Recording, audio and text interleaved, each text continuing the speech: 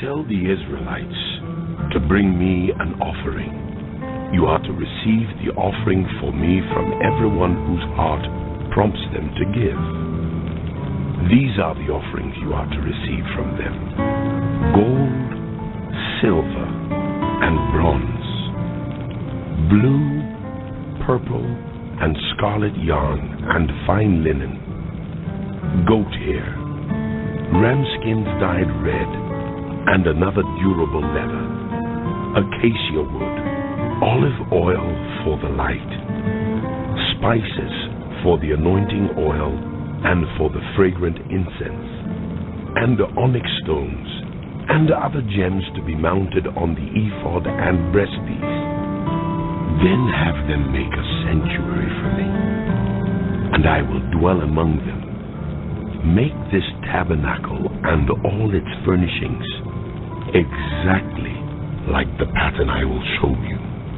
Have them make an ark of acacia wood, 2.5 cubits long, 1.5 cubits wide, and 1.5 cubits high. Overlay it with pure gold, both inside and out, and make a gold molding around it. Cast 4 gold rings for it, and fasten them to its 4 feet, with 2 rings on one side and 2 rings on the other. Then make poles of acacia wood and overlay them with gold. Insert the poles into the rings on the sides of the ark to carry it. The poles are to remain in the rings of this ark. They are not to be removed. Then put in the ark the tablets of the covenant law, which I will give you. Make an atonement cover of pure gold, 2.5 cubits long, and 1.5 cubits wide, and make 2 cherubim out of hammered gold at the ends of the cover. Make 1 cherub on one end, and the 2nd cherub on the other. Make the cherubim of one piece with the cover at the 2 ends. The cherubim are to have their wings spread upward, overshadowing the cover with them. The cherubim are to face each other, looking toward the cover. Place the cover on top of the ark, and put in the ark the tablets of the covenant law that I will give you.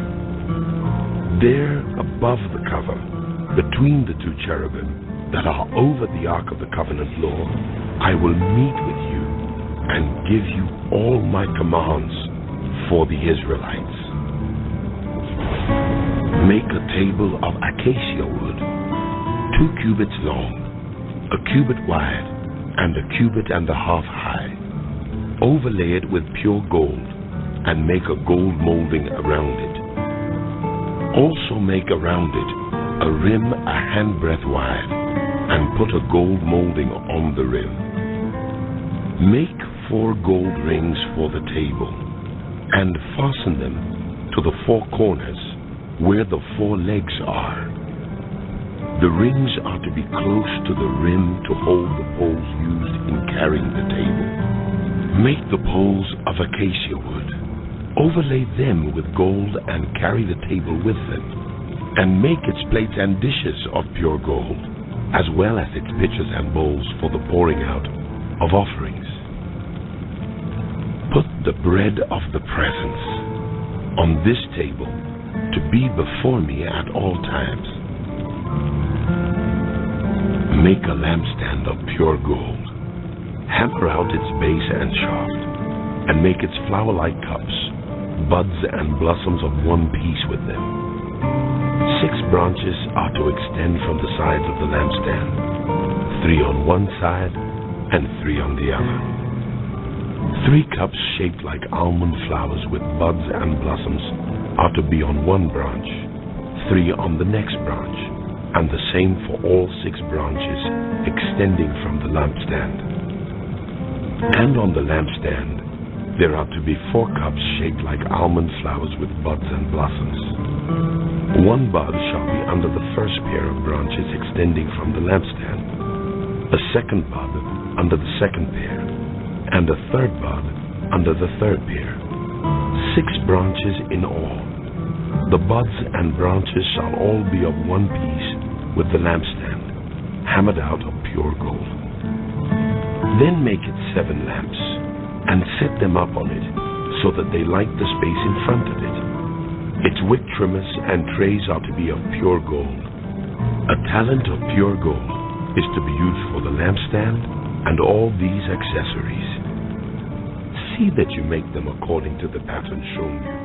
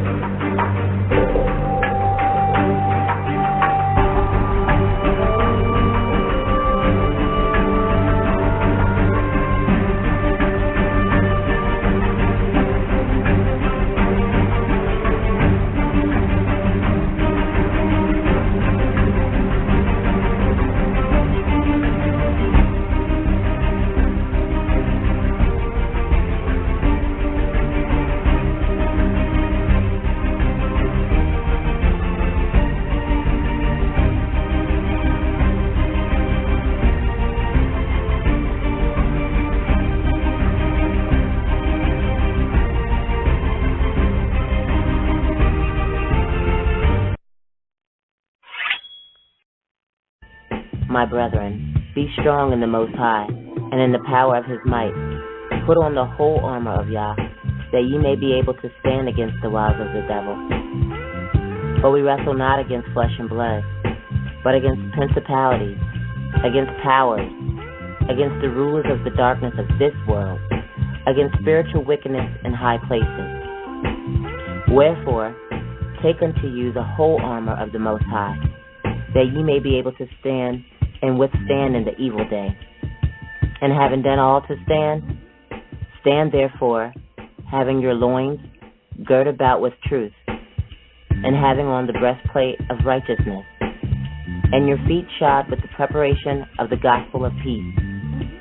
Above all, take the shield of faith, wherewith ye shall be able to quench all the fiery darts of the wicked, and take the helmet of salvation and the sword of the Spirit, which is the word of the Most High Yah. 10, 9, 8, 7, 6, 5, 4, 3, 2, 1.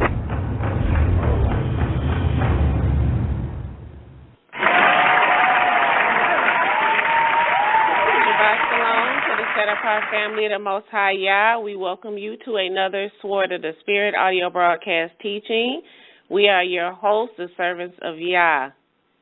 For everything there is a season and a time for every matter under heaven, a time to be born and a time to die, a time to plant and a time to pluck up what is planted, a time to kill and a time to heal, a time to break down and a time to build up, a time to weep and a time to laugh, a time to mourn and a time to dance, a time to cast away stones and a time to gather stones together, a time to embrace and a time to refrain from embracing, a time to seek and a time to lose, a time to keep and a time to cast away, a time to tear and a time to sow, a time to keep silent and a time to speak, a time to love and a time to hate, a time for war and a time for peace. For He has made everything beautiful in its time. This was coming from Ecclesiastes, chapter 3, verses 1 through 8 and verses 11. We greet you today in the name of our Master, Yahshua HaMashiach. Welcome to today's 175th audio broadcast teaching. Going to bring in my co-teacher, Shabbat Shalom, sis. Shabbat Shalom. How are you? I'm doing pretty good. Can't complain. Beautiful sunny day today. Temperatures are rising back up below North Pole, and so we've been in the vortex for a week, and I know you've been enjoying it because this has been, all week, the whole week off work. This is the first time, really, truly, that I can truly say that I had a whole week off due to weather. Yeah, I do. Yeah, this has been the first week. I don't think ever, like, in the whole 22 years, like, just being in education, I think this is the first time. I mean, it was that bad. It was, like, freezing cold. Yes, beyond freezing. Yes. And so we're going to go ahead and we're going to get started. Before we do, though, I wanted to just make a quick announcement. We are just, changing the name. It still will be Sword of the Spirit, but it will be just the Sword of the Spirit audio teaching. So we will no longer be using broadcast or show because it's not a show. We're not trying to entertain you.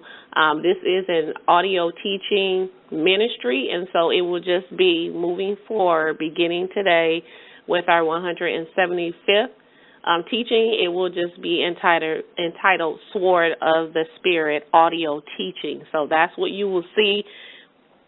For those of you who regularly listen, you will see Sword of the Spirit audio teachings. That will be us. So, and I'm going to be, going through all of our previous teachings on our channel and going back and making that change. And I was unctioned, and I've been unctioned to do it for a minute. I just have not. But today's teaching will be the first time that you will see the change. So, again, it will be Sword of the Spirit audio teachings. And so we have a treat for you today. Today's teaching, you definitely will need, because it's going to bless you. You're going to have some awe moments, because I know I did.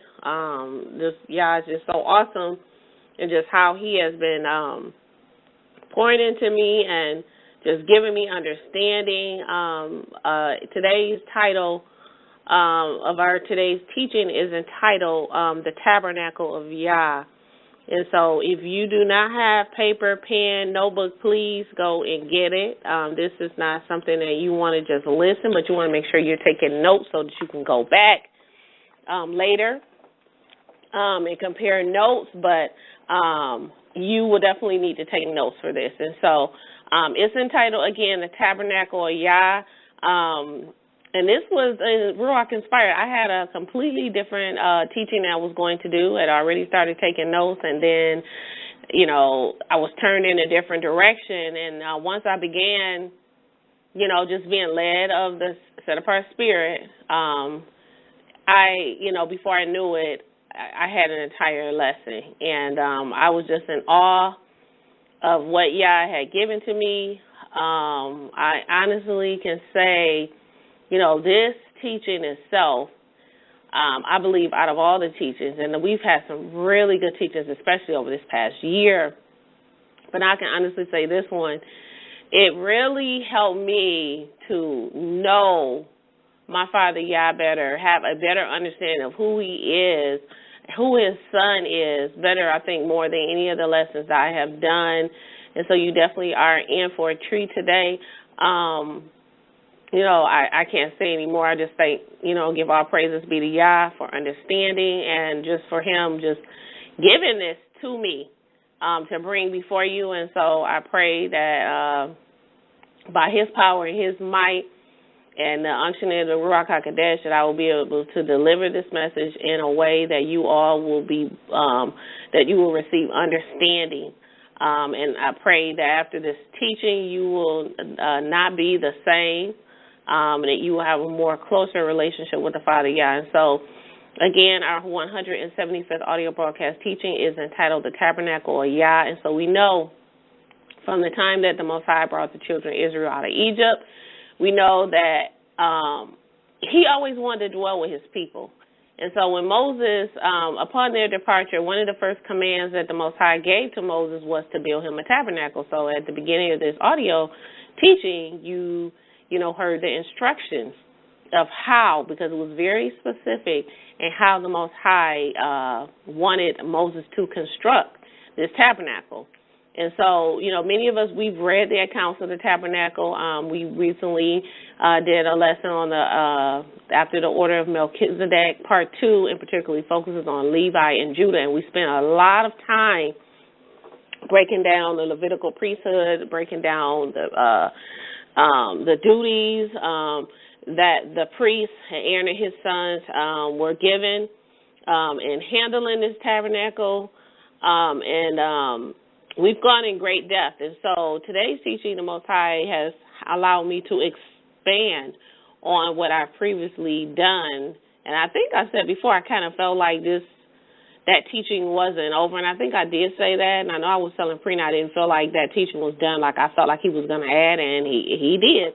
And so, and then also going in even to our last week's lesson, sexual immorality, same thing. And so we know that, although many of us have heard and read the accounts of the tabernacle and all of the cumbersome tasks that the Levites had to perform with the services and keeping it clean and, with the furniture and carrying it and picking up, stakes wherever they were going. But I have heard very few teachings on the true purpose, okay, and what this tabernacle depicts for the people of Yah, especially for today. And so some of the questions that we're going to answer today is, why is the Tabernacle of Yah so important? What is the spiritual symbolism behind its construction, okay? And what's the significance for Yah's people today? And so some of you might be asking, okay, well, what does the tabernacle have to do with me? Why, what does this have to do with me now? We don't have to do that anymore. And so we're going to answer those questions. So, again, this is a Yah-inspired, RUACH-led teaching, and I pray that at the end of this teaching that your eyes will be open, that you will have a closer relationship with our Abba Yah and understanding of his salvation, Yahshua, and that it will all be revealed, okay? I'm going to show you, and this is what the awe was for me, is how the Tabernacle of Yah is directly linked to the 4 seasons. That's correct. The 4 seasons, spring, summer, winter, and fall. And I'm beginning with spring and not winter because the new year begins in the spring, okay? And so it's directly linked to this tabernacle, and it's directly linked to the salvation of Yah from the beginning at the Garden of Eden all the way to the end, which is our goal, and that is to make it to the kingdom of Yah. And so quickly, before we get into our lesson for today, if you missed last week's 174th teaching, it was a special edition teaching. We talked about the shaking. The shaking has begun, and how Yah is beginning to visit this nation, okay? We spent a little time talking about the government shutdown. What does that mean? What is it at this time that the people of Yah should be doing, okay, in the midst of all of the chaos and the confusion that's going on? We visited the prophet Haggai, his urgent message that is directly linked to the prayer of our Messiah in the Garden of Gethsemane.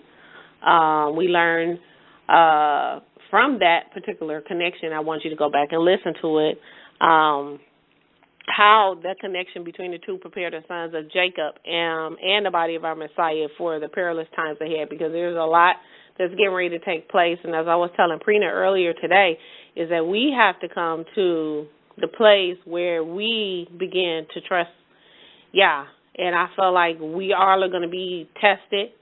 We are going to be put in situations where it's going to, the world is going to want you to sin against the Father. They don't consider him. They don't care about his days. They don't care. And so we have to get to the point where it doesn't matter what they care about, it's that we stand, because, as I stated, the mark of the beast, they're going to tell you can't buy or sell unless you take the mark. Okay, so you got to feed your babies. You got to, you got to do this. You got to go to work. You got to, you're going to have to make a choice. So are you going to just say, oh, well, Yah knows my heart. Oh, well, he'll understand later. I had to do this. I had to do that. No, he's not going to understand. He's not going to understand, because if you take that mark, the only thing he's going to understand is that you don't trust me. In this season, you don't trust me. You don't believe what my word has said. And so we have to get to that point where we begin to trust him in these end days, because things are going to get so much worse than they are right now. Everything that we believe in, or at least what we say we believe in, is going to be tested. You're going to be tested. You're going to be tried. Satan is going to tempt you. He's going to show you how hard it is and how, he knows your heart. And it's not really, did he really say that? He's going to come with that same line he ran on Eve. Did y'all really say that? He probably meant that as long as, no. We have to trust, and we got to stand on his word. And so I just wanted to just say that because that was on my heart. And so let's get started with today's teaching, the Tabernacle of Yah. This is 2 parts to this teaching. So the first part, we're going to be talking about the 4 seasons, okay, before we even get into the tabernacle. I want to, that's why I say it changed, because I was doing something completely different. And I'm like, what in the world does this have to do with that? I didn't see the connection until I got deep into it. And I'm like, oh, my goodness. And so the question I have, if you're not taking notes, please make sure you take notes. So everyone listening, what are the 4 seasons? You can say it with me. If you don't know the 4 seasons, you should have said spring, summer, winter, and autumn or fall. Some people call it autumn. Some people say fall. But you know spring, summer, autumn, and winter, okay? And so those are our 4 seasons. And again, the beginning of the year begins in Abib. And so as the seasons change, okay, as the seasons change, we all know, so does the weather. We here in Michigan and the Midwest and even in the East Coast, we have been dealing with the change of the weather, okay? And so as the seasons change, so does the weather, okay? And as the weather changes, so do the plants and the trees and the animals. And so there is an adaptation that takes place for every living thing that is on the earth during the times that the season changes. So having said that, each season has its purpose. So we're going to go first into spring, okay? And so in the Bible, spring, Abib, okay, is the beginning of the new year, okay? Spring or Abib, during this time, the weather begins to get warmer, okay, and it continuously rains during the spring, okay, sparking the beginning of new life after having this long, harsh winter. And so it's raining. It gets warmer. It continuously rains almost every day, it seems like, during the spring, especially April. It's raining, okay? And so this continuous rain sparks the beginning of new life after this long, harsh winter, okay? The trees and all the plant life begin to bloom again, while the animals that have been hidden away in a deep sleep, what do? They come out of their hibernation, right? And many birds and animals that went to warmer climates, they begin to return home from their winter habitats, right? And then they rebreed, okay? And so those are just some of the things that we know that take place just with living, our life in the spring. And then so we go from spring and then we go to summer. Now, summer is the hottest season of the year, okay? It's very sunny. The weather remains hot. Even after the sun goes down in the summer, for the most part, it's still hot, okay? There are plenty of leaves on the trees by this time, because everything is bloomed from the spring. So now we got plenty of leaves on the trees. You have plants and flowers, and many trees and plants have seeds that grow fruit into abundance, okay? And so this is the time where you're going to see, like, okay, all the fruit in abundance on the trees, okay, during the summer. And the days are the longest in the summer, okay? And so then we transition from summer to autumn or fall, okay? In the fall, this is the season where the days begin to get shorter, okay? The days aren't as long as they are in the summer, okay? So the days get shorter. The temperatures begin to drop, okay? It's not as hot as it was, so it might be kind of on the cooler side, okay? And so the plants and the trees begin to lose their leaves around this time. It's also the time where they stop making what's called chlorophyll. Chlorophyll is a chemical that helps them make food for the sunlight. It gives the leaves their greenish color. And so you begin to see the leaves change because it's no longer making that chlorophyll, that chemical that it needs. And so the leaves are going to begin to change now. It's going to go from green to red. You see it go from red to yellow, orange, brown. Okay, and as it does this during the fall or the autumn, this is a gradual change. You don't just see it green and then it just immediately the next day is yellow or brown. It's a gradual change, okay? But the good thing is that during this season, many of the plants will make seeds that will grow again and make new trees in the spring, okay? So even some of the animals, they will begin to grow thicker fur. What is the purpose? So that they're able to adapt to the coming changes in the weather. So the animals will grow thicker fur.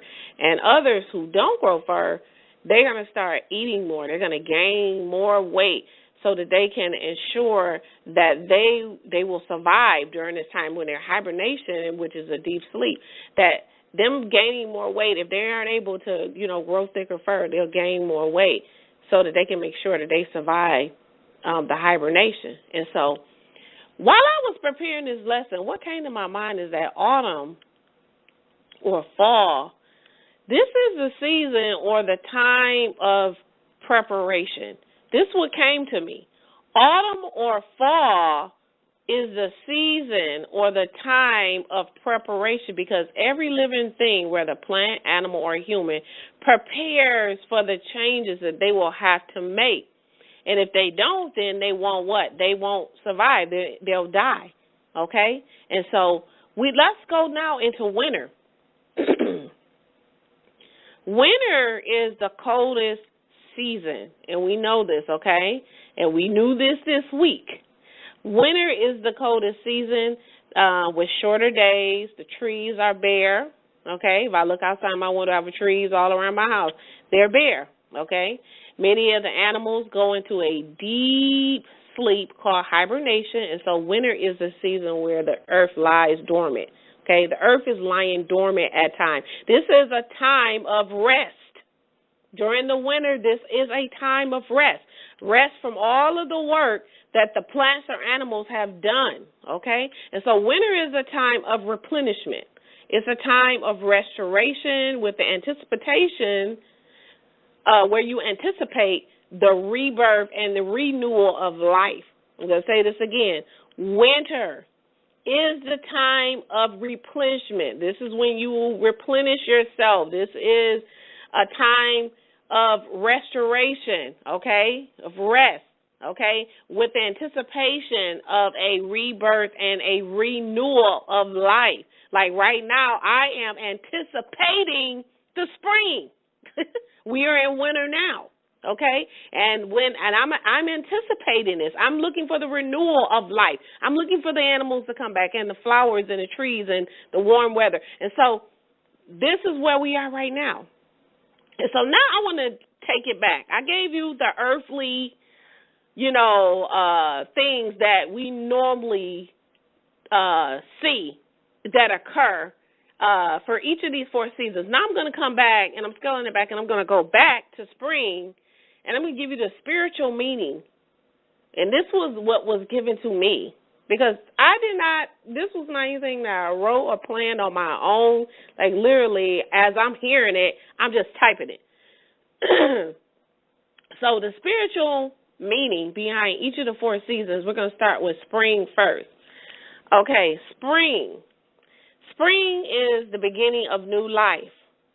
And again, we're starting with spring because that's the beginning. Okay, that's the beginning of the new year. It's the beginning. So spring itself, the spiritual meaning behind spring, is the beginning of new life. It's the rebirth, okay? It's the time when you're being born again, which is the reason or the necessity for the rain, okay? And I'm going to go into it. I'm trying not to jump ahead of myself, but it's the beginning of new life. So just think about that, the beginning of new life. You think how you are with this new walk, coming into this truth, okay, coming out of darkness into life. You are starting all over. You are feeling like this is a rebirth, okay? You are being born again, okay? Again, spring is the time, as I told you earlier, where there is There's continuous rain, okay? Being born again, which is the reason or the necessity for the rain. What does this have to do? Does this not have to do with the baptism? Being immersed, okay? Being immersed, okay? And as the plants and the trees do in the spring, as they do, so will his people. The plants and the trees in the spring, they begin to bloom. They begin a renewal process. So will his people. Okay, we will be blooming again. There will be a renewal, okay, of his people. There will be a rebirth. And we know that in order to see the kingdom, we must be born again, not just born again by water, but also by the Spirit, okay? And I'm talking about his chosen people right now. And as the birds and the animals come out of hiding, as the animals and the birds come out of their hiding from their deep sleep of hibernation and return from their winter habitat, so too will his hidden ones, a.k.a. his chosen people, the true children of Israel, so will they come out of hiding from their winter habitat, a.k.a. the harsh environment from which they have been scattered. And as the animals return home, so too will his chosen people return home, a.k.a. to the New Jerusalem. However, because I know that you probably, if you like me, I was on the floor when this was given to me to really understand what this means. The spring coming out of hibernation. Those animals who came out of hiding, they will return back home.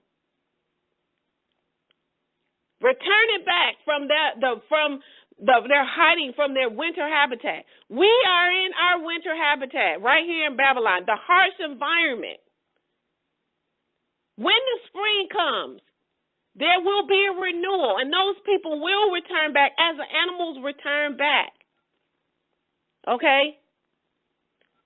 And so again, this is only the beginning. Us coming back to know who we are. Us coming back to the truth of who we are in this earth and what he's called us to do. This is the beginning. That's why I'm going through spring. Because just as spring is just the beginning of 4 seasons, okay?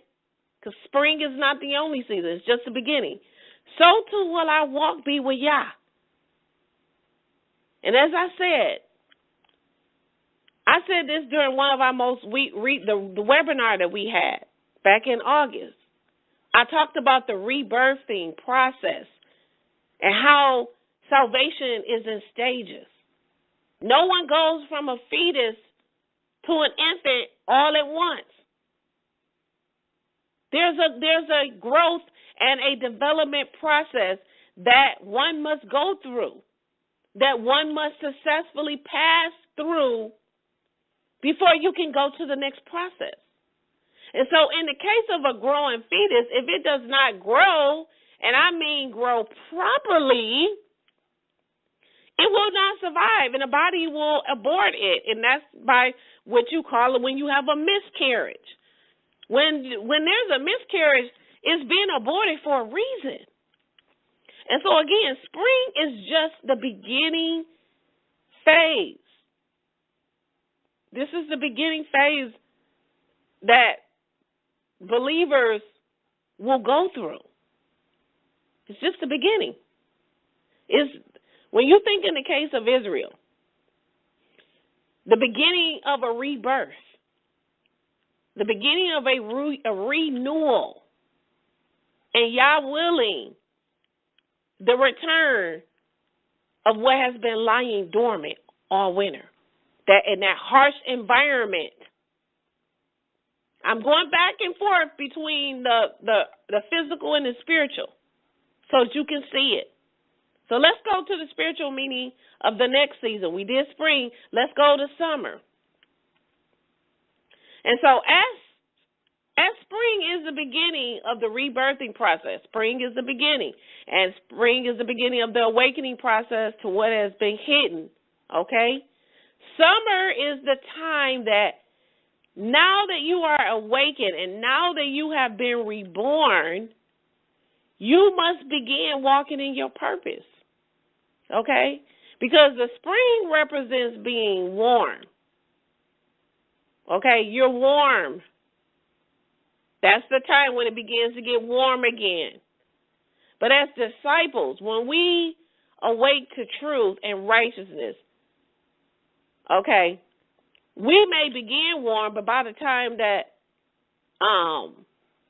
the summer comes, we're expected to heat up and be on fire, okay? We're expected to begin to bear fruit. As during the summer, we can expect that it will be what? Hot, okay? We expect to find plants and trees with plenty of leaves and plenty of what? Fruit on it, right? And so as we continue to grow, and that summer represents the longest season, right? It's the longest, longer days. Yah should expect that as we continue to grow, that we will bear much fruit too. He expects as we are born again and as have been regenerated by the washing and have been immersed or baptized by water that took place in the spring, if we are walking in obedience, it is expected that we will be baptized by fire. Okay, a.k.a. meaning that we would have his spirit. Okay, and this is the reason why summer is the longest season, because it is symbolic of the greatest season of our lives. It represents the time in our lives where we should be developing and growing into maturity in our Messiah, whereas spring represents the beginning. It's the aka the milk stage, the milk season of our lives. But it's not the final destination. You don't stay on milk. You can't be in the summer and you still on milk. And so spring represents the beginning or the infancy or childlike season of our lives, whereas summer represents the young adult and the adult or the seasoned adult of our lives. And so now let's go into the season that we call autumn or fall. So the spiritual meaning behind autumn or fall. Just as autumn is the season where the days are shorter and the trees begin to lose their leaves, the leaves begin to change due to the fact that chlorophyll is no longer being made. And just as the animals have to make adaptations to the changes of the weather to survive, we, the people of Yah, we have to make changes. We have to make adaptations to survive and to prepare for the harsh winter that we know that is coming. Okay? And just as the trees have to prepare to lose leaves, so do the people of Yah have to prepare to lose leaves too, aka your family members, friends. We have to be prepared to shed that which is detrimental to our walk or will stunt our growth.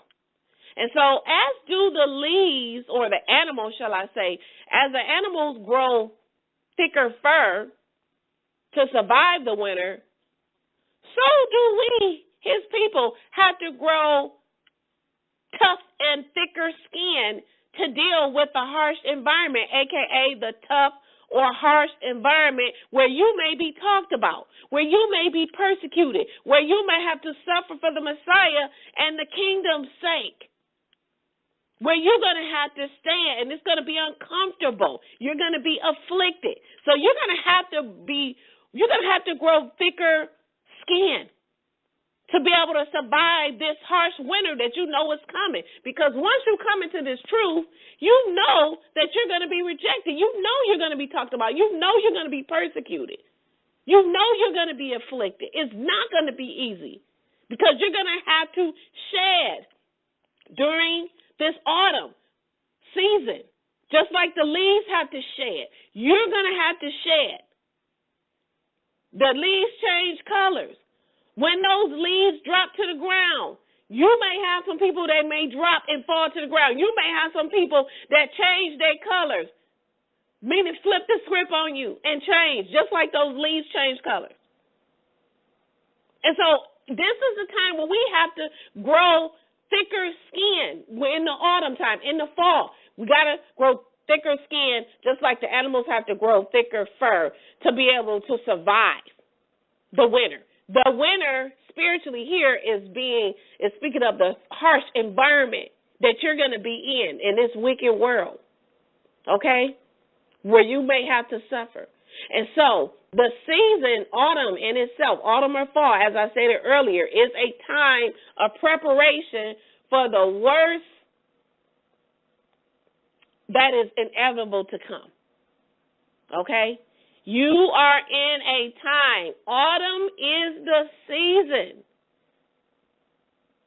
It is a time of preparation for the worst that is inevitable to come. You got to get your mind wrapped around. I've been praying that a lot lately. I know that the worst is on its way. It's on its way. And we are right now in autumn. Get ready to prepare for what is coming. Okay? Autumn is about being willing to stay the trajectory. Even though you know that what's coming next is going to be difficult. Okay? It's going to be uncomfortable. It's going to be an undesirable season. Winter is an undesirable season. Nobody likes it. Why do you think that is? Again, autumn or fall, whichever one you want to call it, is the season to get prepared to survive the coming winter, which is the season where we're getting ready to go to next. And so autumn or fall would be equated to the later adulthood season. Okay? Now let's go to winter. Winter. As we stated earlier, winter is the coldest of the four seasons. It's also the harshest of the four as well. So it's brutal. Winter is brutal. We have had some brutal weather here in Michigan this week. And just not here, the Midwest, the East Coast, the weather has been brutal. It's been uncomfortable. You know? Winter is brutal. It's uncomfortable because you are now dab smack in the middle of a war, a.k.a. this harsh environment.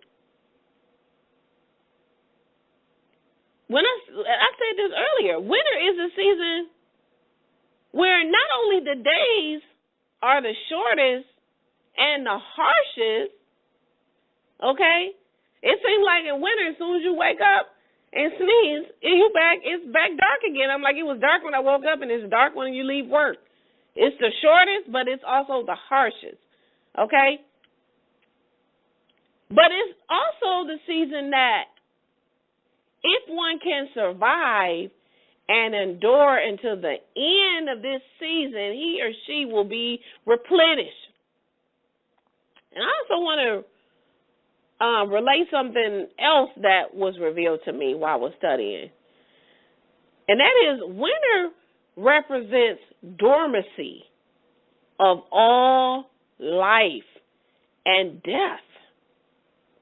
Winter represents dormancy of all life and death. But again, if one can endure, if you can endure winter, if you can endure, aka endure to the end, all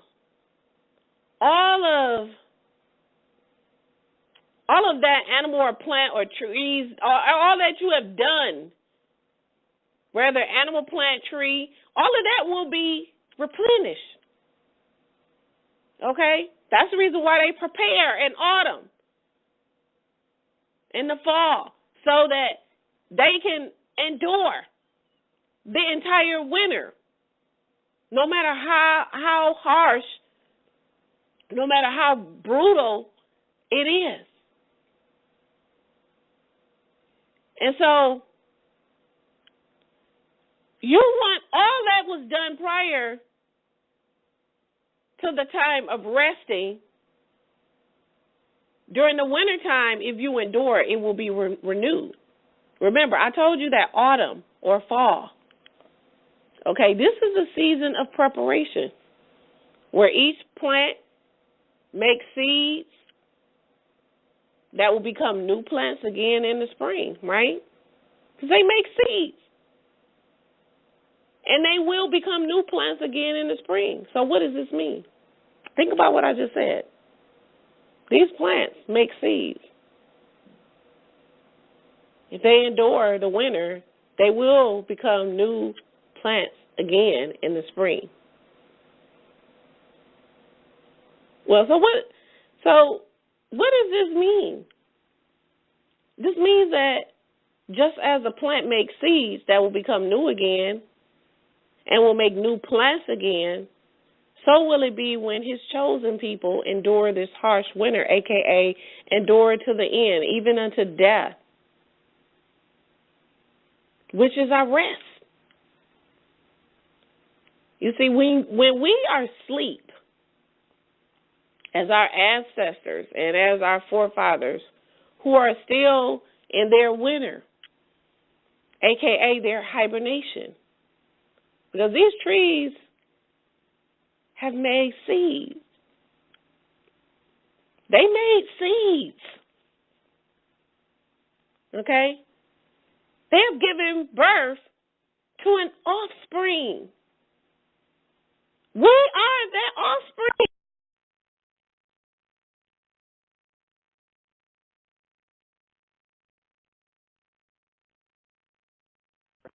So I guess getting too hot. This is what they do. Let me say this again. When you are asleep, as our ancestors and our forefathers who are still asleep in their winter, a.k.a. their hibernation, because these trees have made seeds, they have given birth to an offspring. We are that offspring today. We are the offsprings of those seeds. We are the descendants. Are you understanding what I'm saying? We will be renewed with them. We will be born again into that new covenant. We will come out of this hibernation, this harsh winter, if we are able to endure to the end, and we, the hidden ones, will come out of our hiding places, and we will come back home, just like the animals come back home after they endure. But they do some preparation in the autumn to make sure. So every season has a purpose, and the purpose of each season, there is some type of work, some type of preparation. Something has to be happening. You can't move from one season to the next without something being done. Quickly go to Leviticus chapter 26. We're going to read verses 1 through 5. Leviticus 26, 1 through 5. You shall not make idols to yourself, and you shall not set up for yourselves graven images or a memorial pillar, and you shall not place any stone image in your land to bow yourself to it, for I am Yah, your Almighty One. You shall keep my Sabbath and revere my sanctuary. I am Yah. If you walk in my statutes and keep my commandments and do them, then I will give you rain in their season. He said, if you walk in my statutes and keep my commandments and do them, he says, I will give you rains in their season. In their season, he will give you what you need, but in their season. He's not getting ready to give you something in the winter that doesn't take place until the spring. He's not going to give you something in the spring that doesn't take place till the summer. So sometimes when we ask for things, it might not be the season. And the land shall give her produce in its timing, though. And the tree of the field shall give its fruit. And your threshing shall reach to the vintage, and the vintage shall reach to the sowing time. He's talking about seasons right here in Leviticus chapter 26. He says, and then you shall eat your bread to satisfaction and live in your land securely. You didn't just end up in your eating bread and in your land securely. We just got finished going through the seasons just now, just reading this. What took place prior to verse 4, to verse 5, when we talked about eating your bread and living and then returning back to your land? Something has to happen first. But what did he say? He goes into his requirements. Don't expect things in your season and things have not happened prior to. And so when we go through our seasons, just as Abraham, Isaac, and Jacob, and Job, and David, and Brother Stephen, and the prophets did, when we endure this harsh winter and endure it, meaning we prepare in the season of autumn or fall from all that we have bared in the summer, all the fruit that we have bared, we will survive the winter. You can't store up nothing that you haven't prepared for in the summer. You haven't been putting in the work of the harvest. How would you got to? But you haven't bared any fruit. What you gonna have to put up to store so that you can endure? Are you understand what I'm saying? We have to prepare in the season of autumn for all that we have bared or bore in the summer, meaning we bear fruit. We will survive the winter. And although we are in a dormant or sleep-like state, in the winter, you're in a dormant or sleep-like state, a.k.a. dead, at the appointed time, a.k.a. in the spring. We will be awakened again. And once again, replenish and join to the restoration of the entire house of Israel. That's why we always talk, death does not have the final say.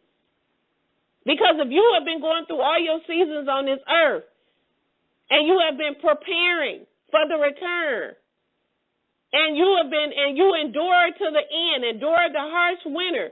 When the spring comes, when he returns, when it is at that appointed time, you will be renewed. Those seeds, the descendants, those who keep in the commandments and have the testimony, will. Those who were beheaded for his name's sake.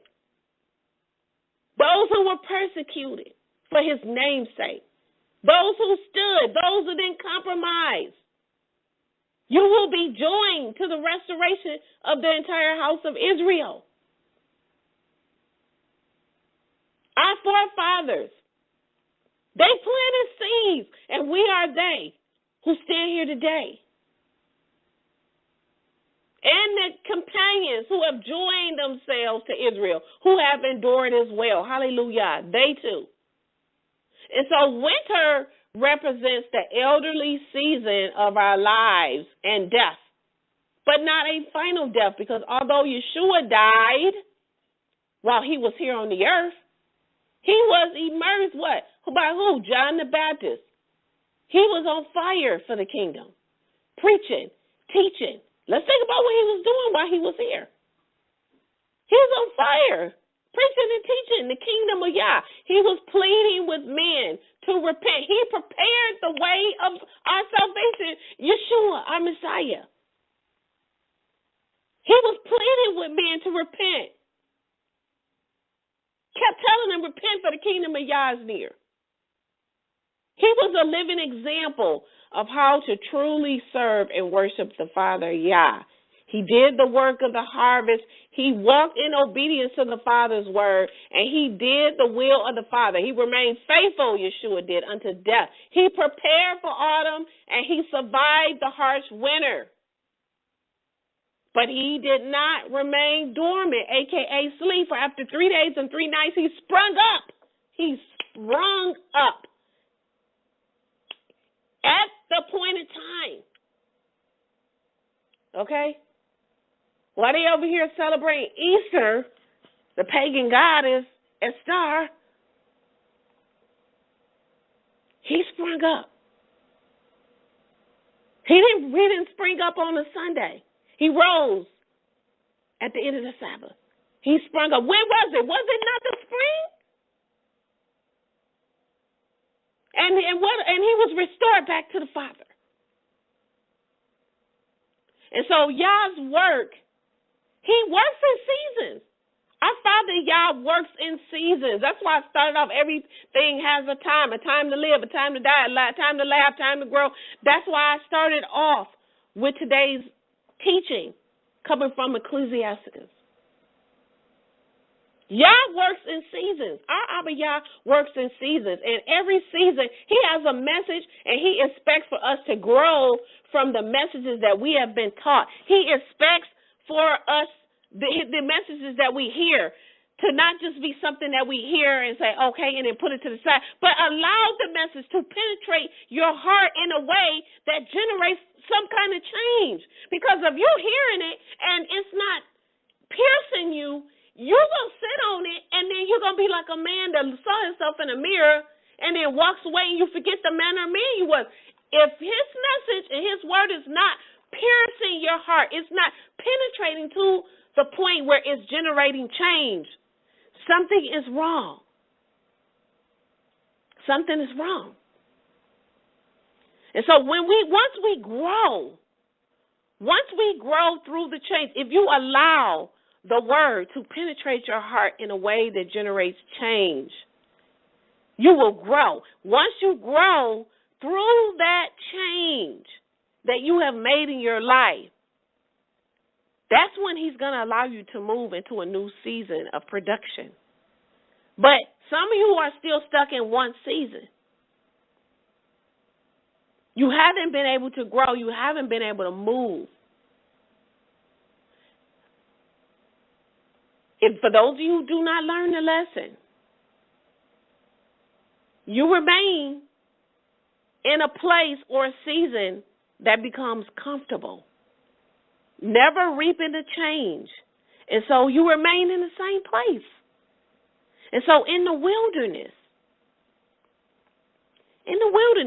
this is where the children of Israel learned the true way to worship the Father Yah and what he required as worship. Because they didn't know what he required. That's where they learned, in the wilderness. But because our people today even are so caught up in religion, many of us remain stagnant. And I'm talking especially those of us in the Christian church. We're so caught up in religion, many of us remain stagnant and are in the same place that Yah found us. But let me say this. Yah doesn't require that you have a group. He doesn't require to have a group of believers that know him and follow his word, and that's it. Paul knew him. Stephen knew him. The prophets knew him. The disciples knew him. Job knew him. But what were they doing with what they knew? Why were they getting persecuted? Why were they being thrown in jail? Why were they being hung? Why were they being killed? Because they knew the word and they kept it to themselves? Yah desires a remnant, a great multitude of people that he can use in these last days. But again, because of religion, many of our people have been trained to stay in one place, especially in Christianity. One place, we've been trained to stay in one place with one person doing all the work, all the preaching, all the teaching. And this is why I was led to do this lesson, going into the seasons. And then it turned into the Tabernacle of Yah. And I'm like, what kind of connection is this? But you will see as we go on. This was something he wanted me to go into, the purpose of the seasons. But again, when the children of Israel were led into the wilderness was only supposed to be for a season, not a lifetime. I'm going to say it again. The wilderness was only supposed to be for a season, not a lifetime. But because the children of Israel failed to take heed to his teachings and his instructions and his directions, they never grew into who he willed and purposed for them to be. Go to Exodus chapter 13, verse 18. Exodus 13 and 18. But Yah led the people around by the way of the wilderness towards the Red Sea. And the people of Israel went up out of the land of Egypt, equipped for battle. So when they were equipped, that means that they were ready. It says Yah led the people around by the way of the wilderness towards the Red Sea. And when the people of Israel went up out of the land of Egypt equipped for battle, they were equipped. They went up out of the land of Egypt equipped for battle. They were ready. The Blue Letter Bible for this wilderness, it says an uninhabited land. It says speech. And it says wilderness is often where you receive instruction. We know that they were given much instructions in the wilderness. This was an uninhabited land. It also says pasture. And so just think about what happens on a pasture. Okay? When I looked at thesource.com, for wilderness, it says a field for animals. It says a farm. To direct, to grow, to plant. It says to sow and husband. It says to direct, to grow, to sow, and it says husband. So the wilderness is supposed to be a place where we not only receive instruction according to the Blue Letter Bible, but according to Thesaurus, it's also a place where you are supposed to grow to plant, okay, and it says husband. So something is taking place in the wilderness. And so before our people were taken into the promised land, he took them into the wilderness. He didn't just take them out of Egypt and say, here, I'm giving you the land. He took them in the wilderness. Okay? Because they had to be prepared. They had to be cultivated. When you cultivate something, you tearing it apart, you breaking it down, you getting it ready and getting it prepared. So he had to break them down because they had all kinds of things they were doing. They had to be directed. They had to be taught. And they had to receive instructions by their soon-to-be husband, a.k.a. Yah, so that they could sow, so that they could plant, and eventually grow in Yah. And so again, that's exactly what we're supposed to be doing. But many of us are in the same place as our forefathers.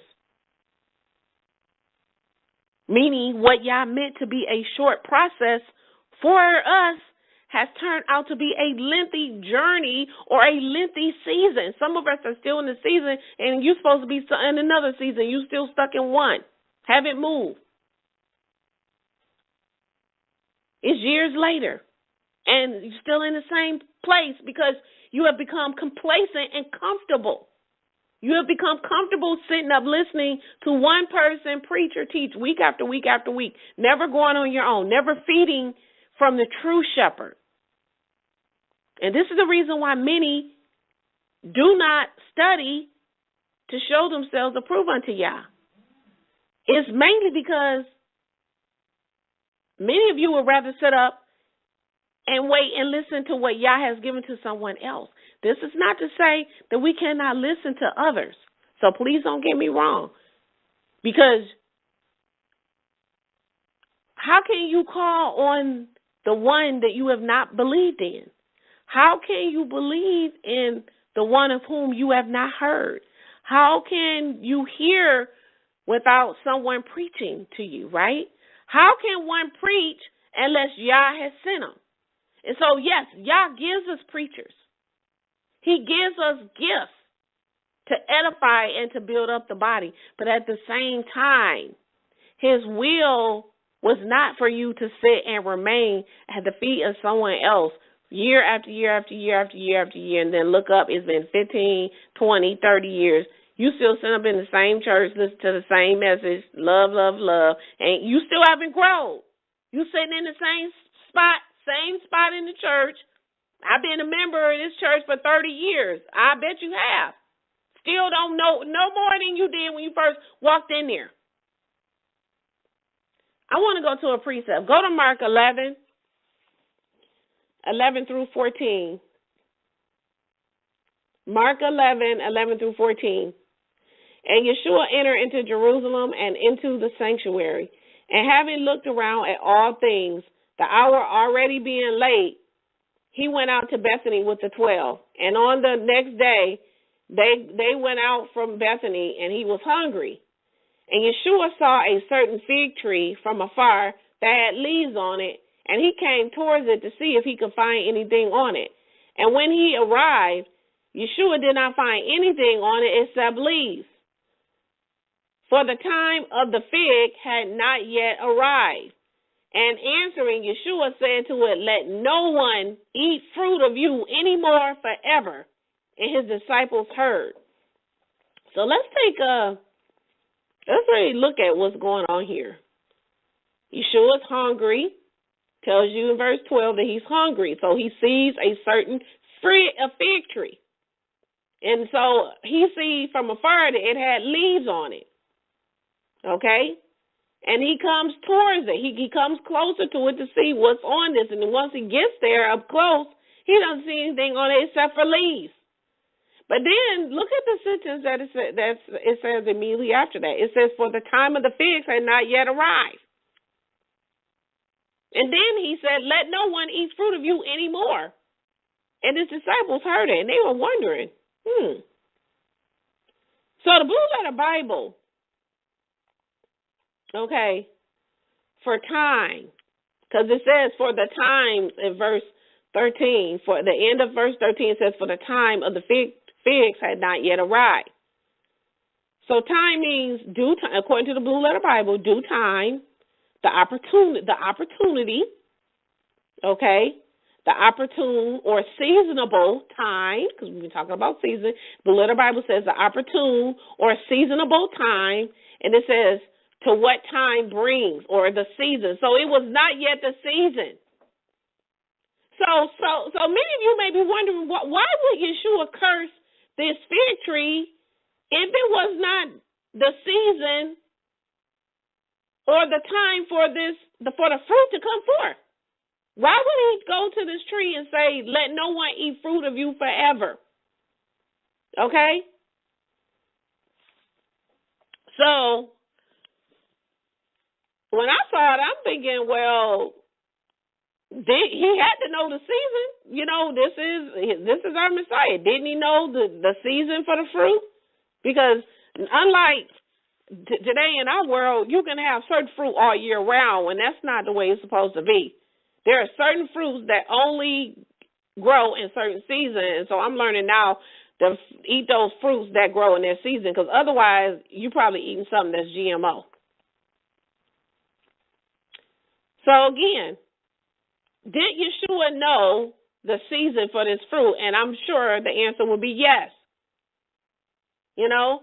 And then I asked, well, maybe the tree was barren, it wasn't showing any signs of progress. So as I was doing this, all I heard was just like, okay, you need to go study this. So I said, let me go and look up and do a little research about fig trees. And so I was led to do some research on the growth stages of a fig tree. Okay? And after, from the research that I found from the source was Home Guides, and I'm going to go ahead and read what I found.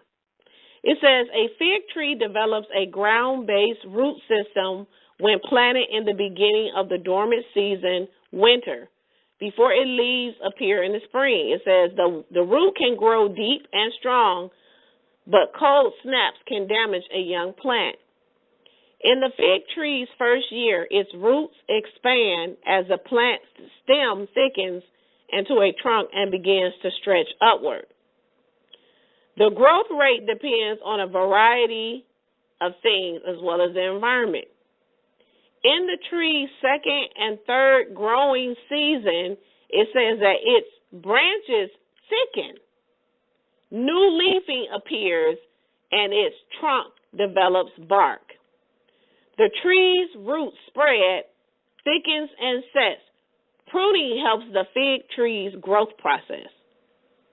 It may appear, fig punicles may appear on the growth of a fig tree's previous season. Typically, a fig tree takes several seasons before it produces figs. It may produce 2 fruit crops per year. Figs ripen at different times of the growing seasons.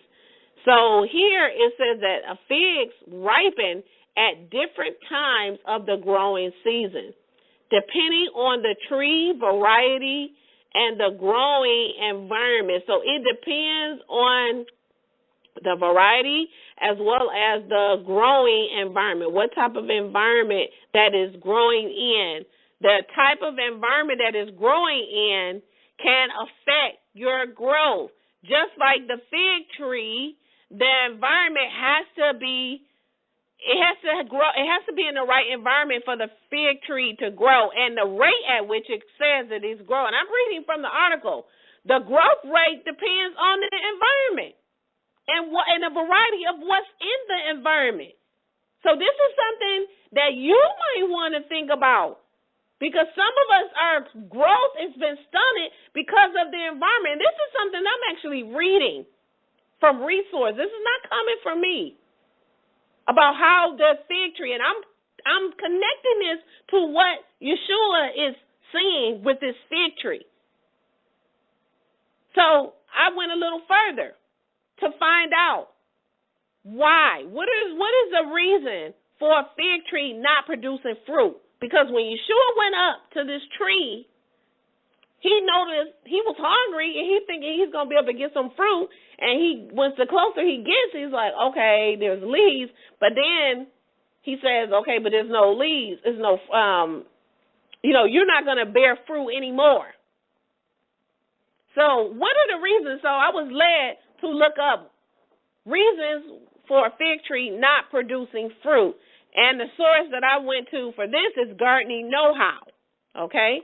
Because I'm not a gardener. I don't know anything about this, so everything I'm saying, I'm reading it as it is written in this information article. So, reasons for a fig tree not producing fruit. Why does a fig tree not produce fruit? When a fig tree is not fruiting, there are a few reasons that this could be happening. And then it goes into the 3 reasons. So, I bulleted in my notes the 3 reasons. I'm not getting ready to read the whole article. I'm pulling out what I need so that I can present this. So the 3 reasons in the gist that the fig trees do not produce fruit. The first is too little or too much water. Okay, too little or too much water is one reason. The second reason, which it says is the most common, is the age of the fig tree. It says the most common reasons for a fig tree not producing fruit is simply its age. Trees, like animals, need to reach a certain maturity before they can produce offspring. Fruit is how a fig tree creates seeds. So a fig tree cannot create seeds if it doesn't have any fruit. Okay? If the fig tree is not old enough to produce seeds, just like a child, like a woman cannot produce or have a baby until she becomes to the maturity age, depending on when she comes on her menstruation, right? The same thing with men. It says if the fig tree is not old enough to produce seeds, it will also not produce fruit. Typically, a fig tree will not fruit until it reaches 2 years old, but it can take some trees as long as 6 years to reach the right maturity. So, age of the fig tree is another one. And the last one, this was the one that had me on the floor from this information, because I wasn't even going to look this up, and I was led to look this up. The third one is too much nitrogen. Too much nitrogen. So write this down. The first reason is too little or too much water. The second reason why a fig tree might not produce fruit is the age of the fig tree. And the third and final reason why a fig tree might not produce fruit is too much nitrogen. Nitrogen. Okay? It says, another common reason that a fig tree is not producing figs is because of too much nitrogen. This commonly happens when you are using a fertilizer that is too high in nitrogen. Nitrogen causes the plants to have lush growth in leaves and branches, but very little, if any, fruit. And so as I was doing my research, I found out something about nitrogen, because I was led to look up what this nitrogen is, because I'm like, oh, that's nitrogen. I'm like, oh, no. When I looked this up, I fell on the floor. So it says again, nitrogen causes the plant to have lush growth in leaves, meaning it has plenty of leaves, just like the leaves, Yahshua said, it was full of leaves. And it says very little, if any, fruit. So this is what I found in my research about nitrogen. According to thesource.com, nitrogen means intriguing. And then it goes on to say not can. Not can. According to thesource.com, not can means unrelated. Not kindred. Unlike. Independent. Those of you who want to be an independent woman. Independent. And then it says different. Different. Not kindred. unrelated, unlike, meaning not like. And in Strong Hebrews 5237 says strange, foreign, non-relative, adulterous. Then it says strange woman. Now, if you're not already on the floor, just get there now.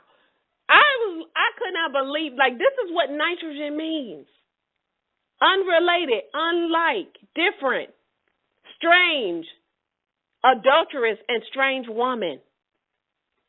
You see, from afar, the fig tree caught the eye of our Master Yahshua with its full leaves. But as he got closer, as he got a closer look at this fig tree, Yahshua notices that there's something very different about this tree from the others. Nitrogen means different. He notices something different about this tree. There is something different about this tree from the other ones. He notices that this tree is very strange. Strong Hebrews 5237 for nitrogen. This tree is strange, very strange. And so we have to look at the judgment. Let's go back to the judgment that was pronounced against this fig tree in Mark 11 and 13, especially since we know that the scriptures tell us that it was not yet the season for fig trees. Okay? So again, one could argue, then why was this tree cursed? If it tells you that it wasn't time, why was this tree cursed? Let no one eat fruit from you anymore forever. What was wrong with this tree? So let's quickly recap what we have learned about fig trees. Remember, the research states that the leaves of a fig tree accompanies the fruit, not precedes it. When I read about the fig tree, it says that the leaves accompany the fruit. Leaves don't precede the fruit. When Yahshua went to the tree, this tree had leaves on it, preceding the fruit. That's why when we looked it up in the Blue Letter Bible for nitrogen, and nitrogen didn't come from the Bible, that came from my research. Nitrogen means strange, different, unlike, strange. Yahshua, look, this is strange.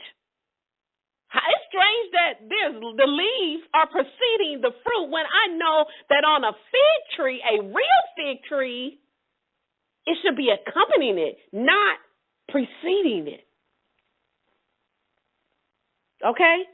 Sometimes it says the fruit can precede the leaves, but it's never the other way around, where the leaves precede the fruit, like on the one that Yahshua saw. Then the research also went on to explain the 3 reasons why a fig tree might not grow fruit. The first was what? The fig tree received too little or too much water. The second reason had to do with the age and the maturity of the fig tree, and that had to do with the environment that the fig tree was around. Then the third and the final reason why a fig tree might not produce fruit is if a tree is being fertilized with too much nitrogen. And what have we learned about nitrogen? It says it says intriguing. Like, not kin, unrelated, not kindred, unlike, independent, different. Strong Hebrews 5237 says strange, non-relative, adulterous, strange woman. And so the reason why Yahshua cursed this tree was because this tree was a hypocrite, an imposter, pretending to be something that it wasn't. In fact, this tree was no fig tree at all. Even though it was planted among the fig trees, although it was growing among the other fig trees, but again, it wasn't a fig tree at all. This tree was not kin, this tree was not related to the other fig trees that it grew among. Therefore, this was a foreigner. Therefore, this was strange. It was strange. That's why Yahshua had to come up and get a closer look. And according to Strong Hebrews 5237, it was not only non-relative, but it was an adulteress and a strange woman.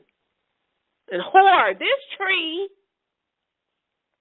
and we're not even going to even call it a fig tree anymore because it wasn't a fig tree. Because it says unlike, not relative, not kin. But this tree is likened to a tare that grew among the wheat. A tare, as Matthew 13 says, will be gathered and thrown in the furnace. So this tree that is growing among the true fig trees represented the sons of the wicked one. And when you go back and reread the parable of the wheat and the tares in Matthew chapter 13, go to Matthew 13. We're going to begin reading at verse 15. Matthew chapter 13, verse 15. And so Yahshua curses this tree because it was strange. It was adulterous. It was like the strange woman, according to Strong Hebrews 5237. And so let's go to Matthew chapter 13. We're going to read 15 through 23. It says, "But beware of the false prophets who come to you in sheep's clothing, but inside they are plundering wolves. From their fruit you shall know them. Do they gather grapes from thorns or figs from thistles? So every good tree produces good fruit, but the corrupt tree produces evil fruits. A good tree cannot produce evil fruits, nor a corrupt tree produce good fruits. Every tree not producing good fruit is what? Cut down and thrown into the fire. Then surely from their fruits, by their fruits you shall know them. By their fruits you will know them. Yahshua knew this tree by his fruit. He knew what the stages of a fig tree. He knew that a fig tree, the leaves do not precede the fruit. He knew that this was had too much nitrogen, a.k.a. was a strange woman, adulteress, unkindred, did not belong to him. He says it will not be that just everyone who says to me, Master, Master, that will enter into the kingdom of heaven, but the one who will do the will of my Father in heaven. Many will say to me on that day, what? Master, Master, did we not prophesy in your name? And in your name cast out demons. And in your name did many wonders and work. And then he says, I will declare for them for everlasting. I never knew you. Depart from me, you who work with iniquity. Now this says this is Matthew 13. I believe this is Matthew 7. So if you're looking at 13 and the 7, please go there. That this is what he is saying.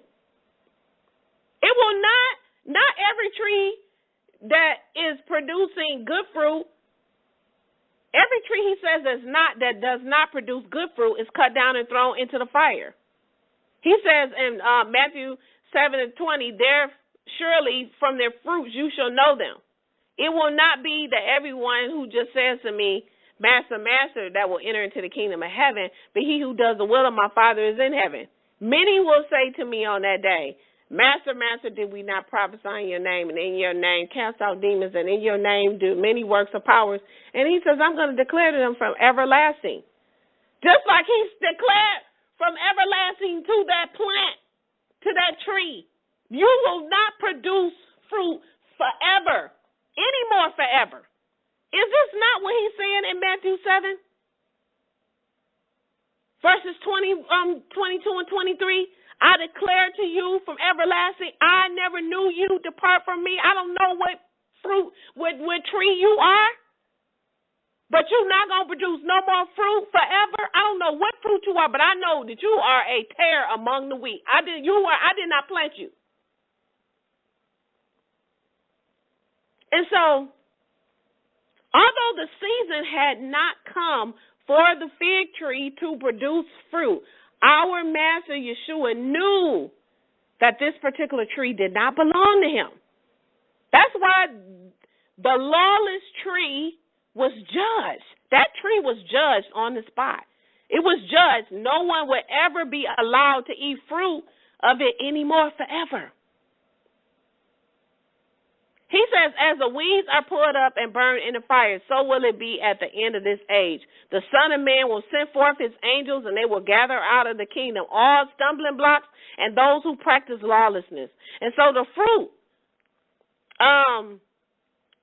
that one bears, just as the fruit that's on a fig tree, it represents the character and the conduct that is like him and like the Father. This fruit, this tree that he got a closer look upon, he realized it did not represent the character and the conduct that was like him and the Father. And so he cursed it. Go to Galatians 5, verses 22 and 23. Galatians 5, 22 and 23. The fruits of the Spirit is love, joy, peace, patience, kindness, goodness, faith, meekness, self-control. Against such things there is no instruction.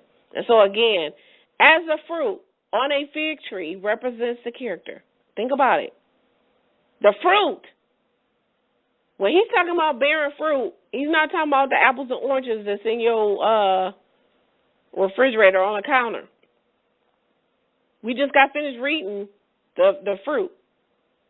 Love.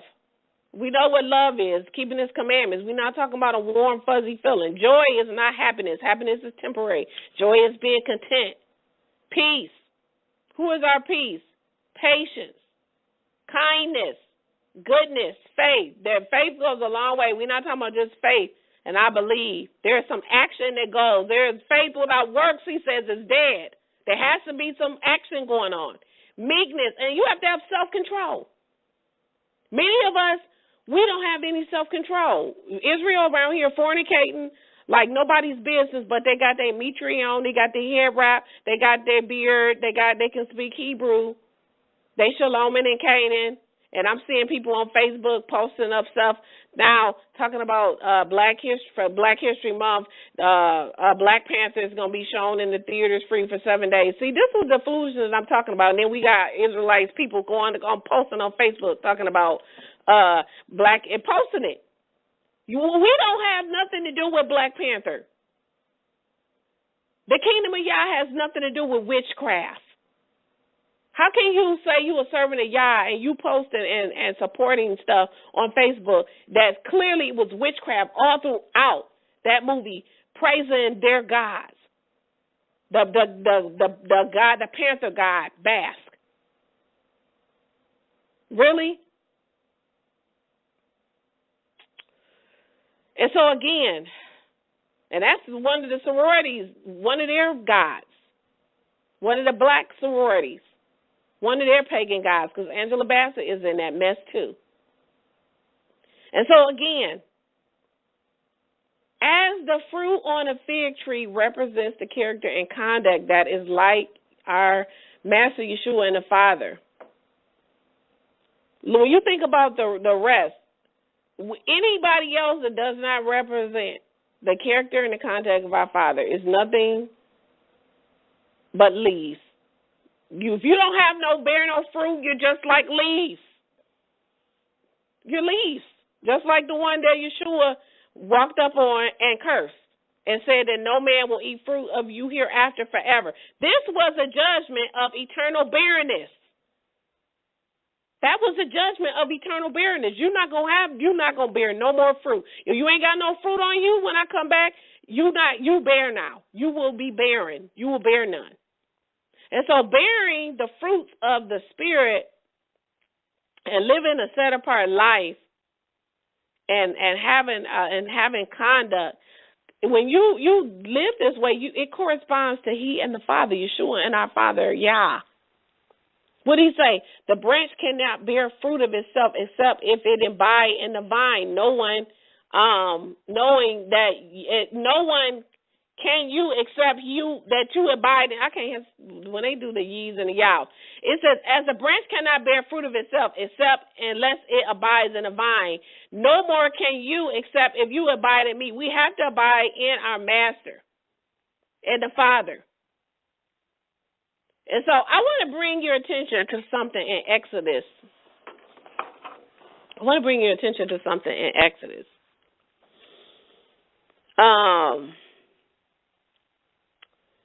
Go to Exodus 33. I want to read verses 3 through 11. Exodus 33, 3 through 11. For I will not go up among you. Yah is talking about Israel. He says, I will not go up among you, for you are a stiff-necked people, unless I consume you in the way. And the people heard this evil word, and they mourned, and did not put any ornaments on themselves. And Yah said to Moses, say to the sons of Israel, you are a stiff-necked people. In one instance, I will go up among you, and I will consume you. And now lay off from you your ornaments, that I may know what I shall do to you. And the sons of Israel pulled off their ornaments from Mount Horeb. I can just picture them sitting up there looking ridiculous with all these ornaments on. And Moses took the tent and pitched it outside the camp, far off from the camp, and he called it the Tabernacle of the Congregation. So notice where it says outside the camp. Because Yah said, look, this is a stiff-necked generation of people. I am not going to go up with you. I'm not. I'm just not. I'm not going to go up among you. Look at verse 3. He says, I'm not going to go up among you, you stiff-necked. It's in verse 7, Moses took the tent and pitched it outside of the camp, far off from the camp. And he called it the Tabernacle of the Congregation. And it happened that everyone seeking Yah went to the Tabernacle of the Congregation, which was outside the camp. And it happened, as Moses went to the tabernacle, the people all rose and stood, each one at the door of his tent.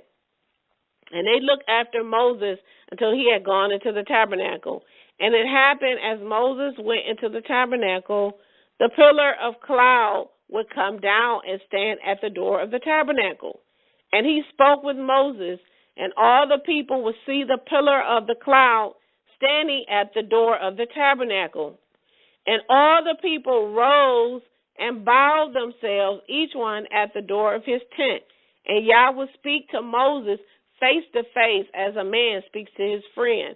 And he would return to the camp and his attendants. Yahshua, the son of Nun, a young man, did not leave the middle of the tabernacle. And so if you're wondering, okay, why are we reading this?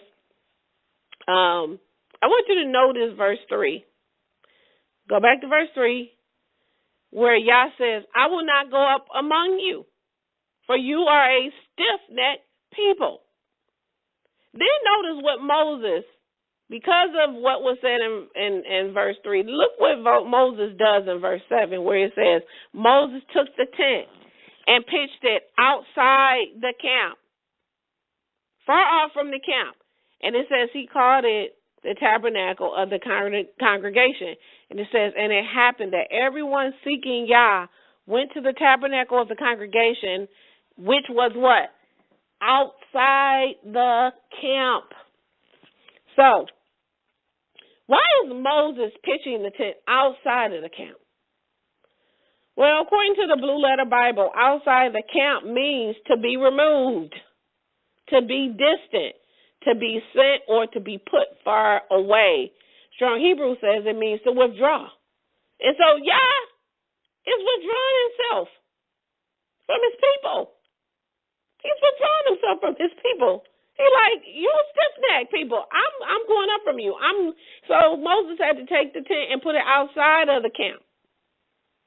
He had to withdraw. And so the tabernacle, or the Tabernacle of the Congregation, was a dwelling place of Yah. Okay? This is a place where he would meet with his people. Okay? And I think people forget that Yah has said that he does not dwell in the presence of sin. And so, just like he will if it's by his set-apart spirit that you will seal until the day of redemption. And if you keep sinning and you don't repent, eventually his set-apart spirit is going to depart from you. Yah had to depart from them because they were stiff-necked.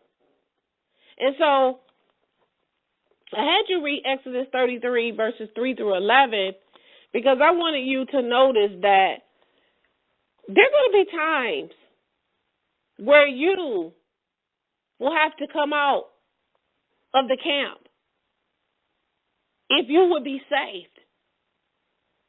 We must come out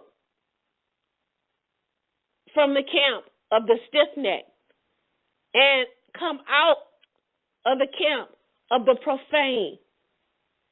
And as we saw with our Abba Yah and our stiff-necked brethren, we must come out of the camp of the Yahless and out of the herds of sinners and the religious who are without Yah.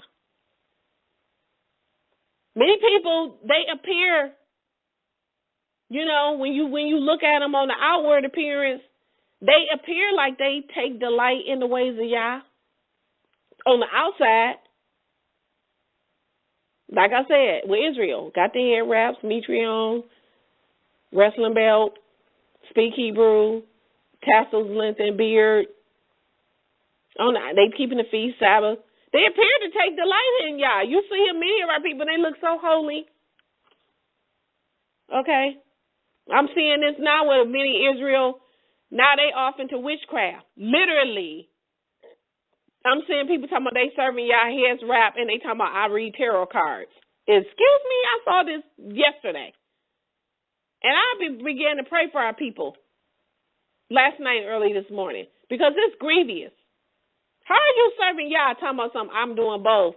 I'm just using my divine power. I know what to do with it. I'm not yes, I read tarot cards. Shalom. Israel fornicating. Now we got Israelites posting Black Panther as if this has some witchcraft has anything to do with our history. I'm grieved for our people. It's not even funny. The falling away from has happened. It's happening. Stiff-necked. This is what our forefathers are doing, sitting up here looking crazy with ornaments on. Y'all say you are stiff-necked, and I can't be with you. I got to withdraw myself from you. I can't deal with your stiff-necked behinds. We, like Abba Yah, must come out of the camp. Moses immediately took the tent outside, and I got to get away from y'all. Because y'all said, I'm getting ready to consume you. We can't do that because vengeance is his, but we can't remove ourselves. We don't want to be like the fig tree that can't produce fruit, because one of the second reason it said was one of the most common reasons why we don't grow is because of our environment. And he says, look, I can't deal with y'all stiff-necked butts. I'm coming out. We have to come out from among the Yahless. We have to come out from among the stiff-necked brothers. Come out of the camp of those who want to continue to sin. The religious who are without Yah, who look like they're religious, they speak in Hebrew and doing everything else in church every Sunday. They got the look down pat. They look like us on the outside, but when you get a closer look on them, just like Yahshua got close, it was nothing but leaves. That's how many of you are. You on the outside, far away, to everybody who don't know the Father Yah. But to the average Christian or people who think that the Israelite walk is all about head wraps and mitris and Hebrew outfits and speaking Hebrew and Sabbaths and feasts, to the outside, many of you look like you set apart. Many of you look like you serving Yah. But once I get a closer look, and now I'm looking, and I'm like, oh, is that tarot cards? Oh, is that Black Panther stuff witchcraft stuff that you posting on Facebook? Oh, you fornicating. Oh, sex is marriage. Oh, you trying to have sex with 2 or 3, get 2,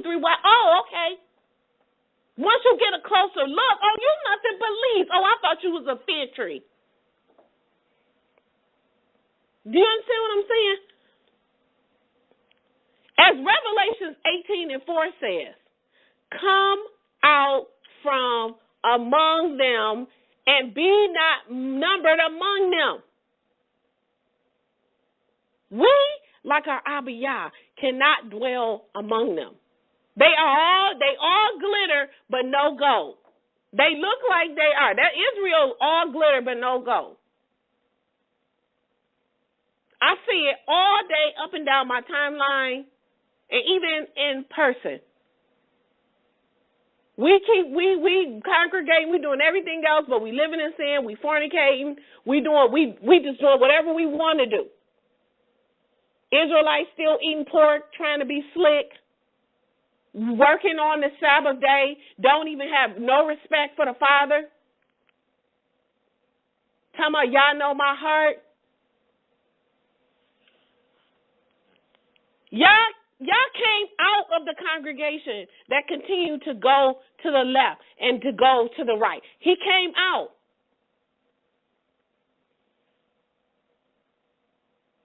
He went out from those who continued to say with their mouth and their lip that they loved them, but their hearts was far from them. Sitting up there with all their ornaments on. I can just imagine them sitting there before Yah with their ornaments looking like, I can just imagine them.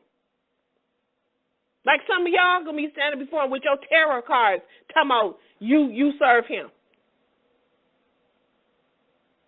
I already got my lesson for next week just based off of this one.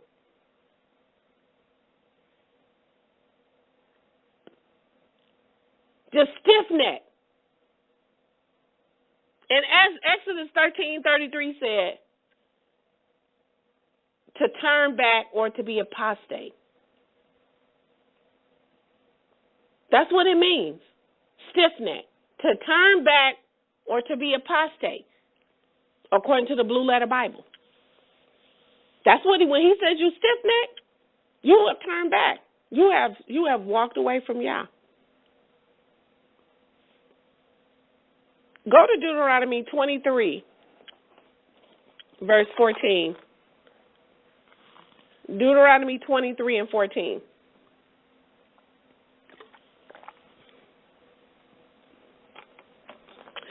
Deuteronomy 23 and 14 reads, it says, since the Most High, your Almighty One, walks in the midst of your camp to deliver you and to defeat your enemies before you, therefore your camp must be set apart or holy, and he must not see anything indecent among you, or he will turn away from you. Let me read this again.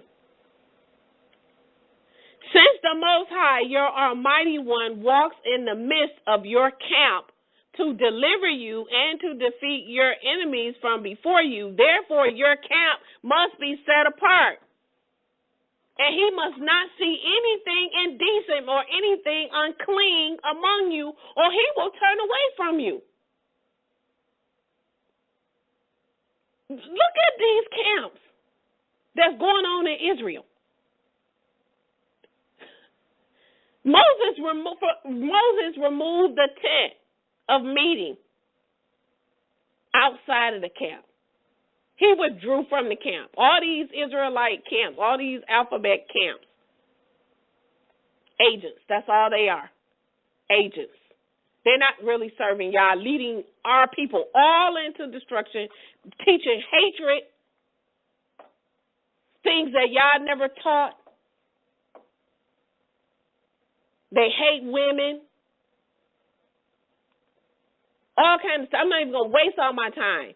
You see them all on the TV and on YouTube, turning people away from the love of our Father Yah. And they're going to have to give an account.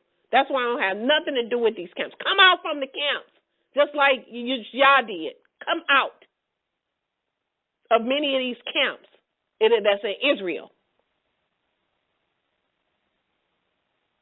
That's why now when we teach the word of Yah, we have to put that disclaimer up there because of them. I don't have no affiliation with no camp. Have nothing to do with them. We teach the pure, unadulterated word of Yah. We're not sitting around here with a tree with just leaves. Deuteronomy 23:14 says that if I'm going to be in your midst, your camp has to be set apart. He says, I don't want to see anything indecent or unclean among you all, so I'm going to turn away from you. That's what he did with Israel. He said, I can't be with y'all. Y'all too stiff-necked for me. And Moses had to remove the tent outside of the camp. Many of these camps, this in Israel, ain't nothing about them set apart. Nothing about them is clean. They don't be keeping the commandments, many of them. You see, Yah does not desire secret disciples. What do I mean? It should be apparent to all in the world who you serve, whether family or friends. What did Yahshua say? If a man loves father or mother more than me, he is not worthy of me. If a man loves daughter or son more than me, he is not worthy of me.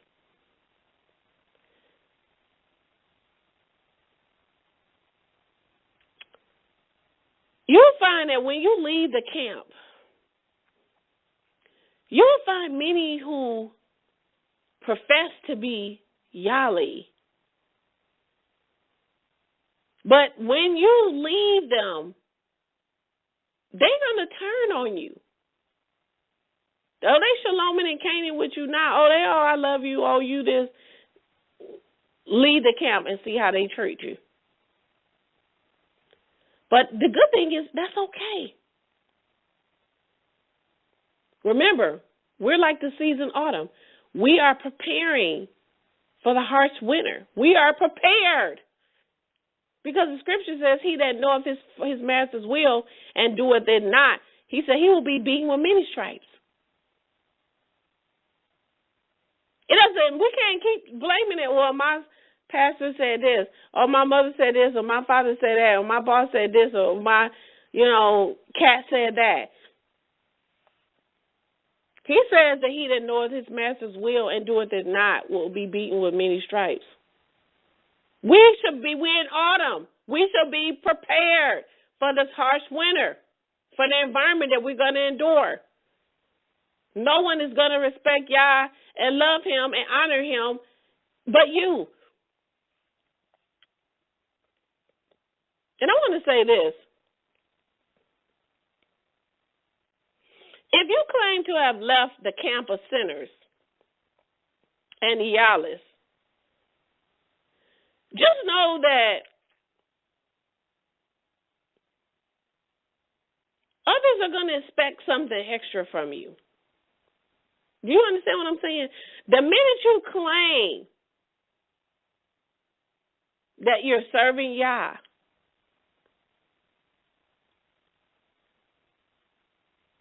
the others who are watching you, they're going to expect something extra from you. And they should. They should. They shouldn't. You should expect that the dogs of this world are going to bark at you.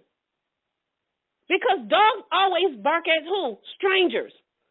I haven't seen a dog that bark. They don't bark at people they know. You understand what I'm saying? If you are a stranger or a foreigner, they should bark at you. That's what dogs are meant to do. They don't bark at their owner and bark at people they're familiar with. They bark at people that they don't know. We are not like the world. So we should be a stranger to the people that are in the world. So when you leave the camp of sinners and leave the camp of the Yahlists, the dogs, the people that are in the world, to them you are a stranger. When you leave them, they should bark at you because you have put it out there that you know Yah and that you're serving him.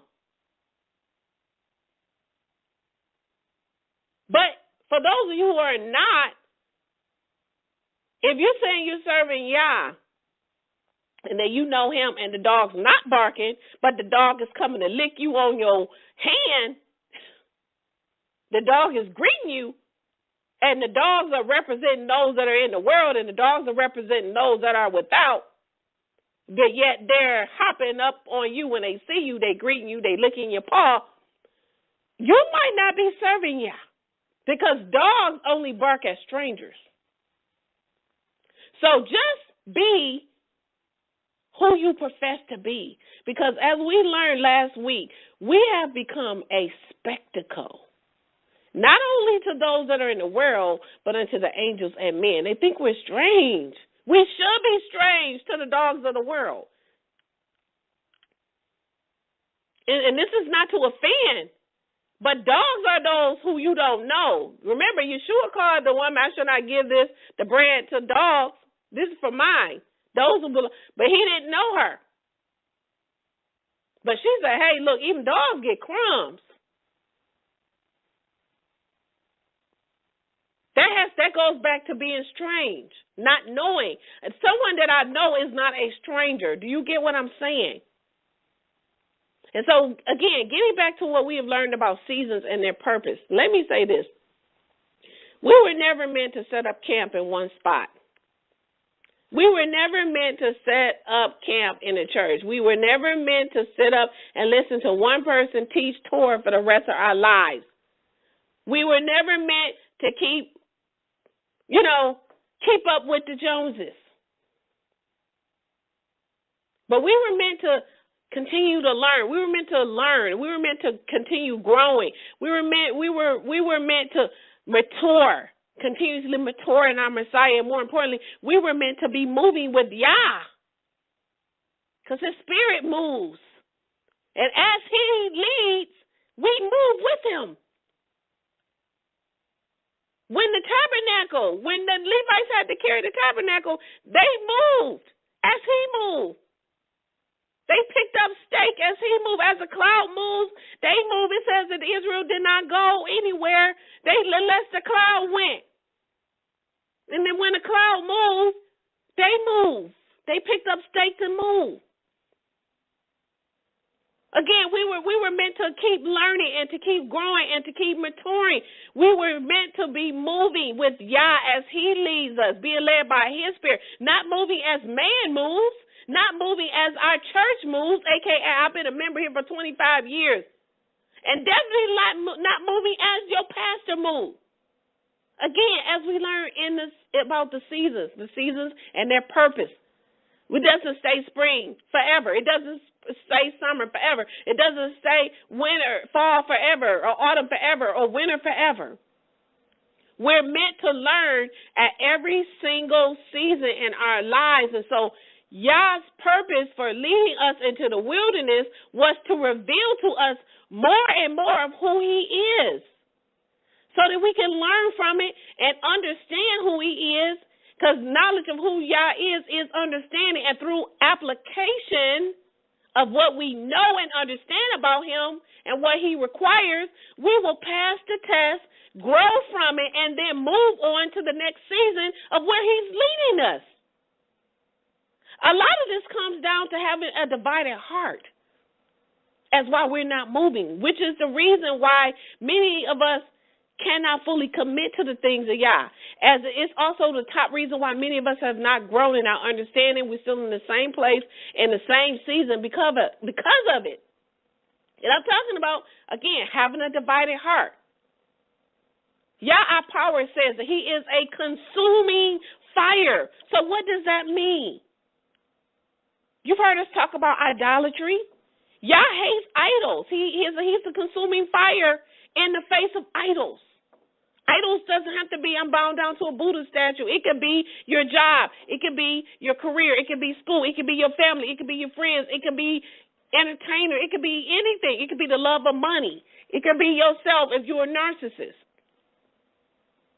So we cannot carry the weight of His glory in a heart that is full of idols.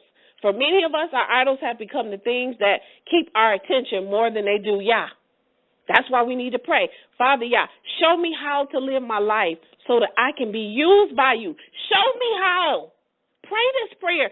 Show me how to live my life so that I can be used by you, so that I can bear fruit, so that I don't just be a leaf,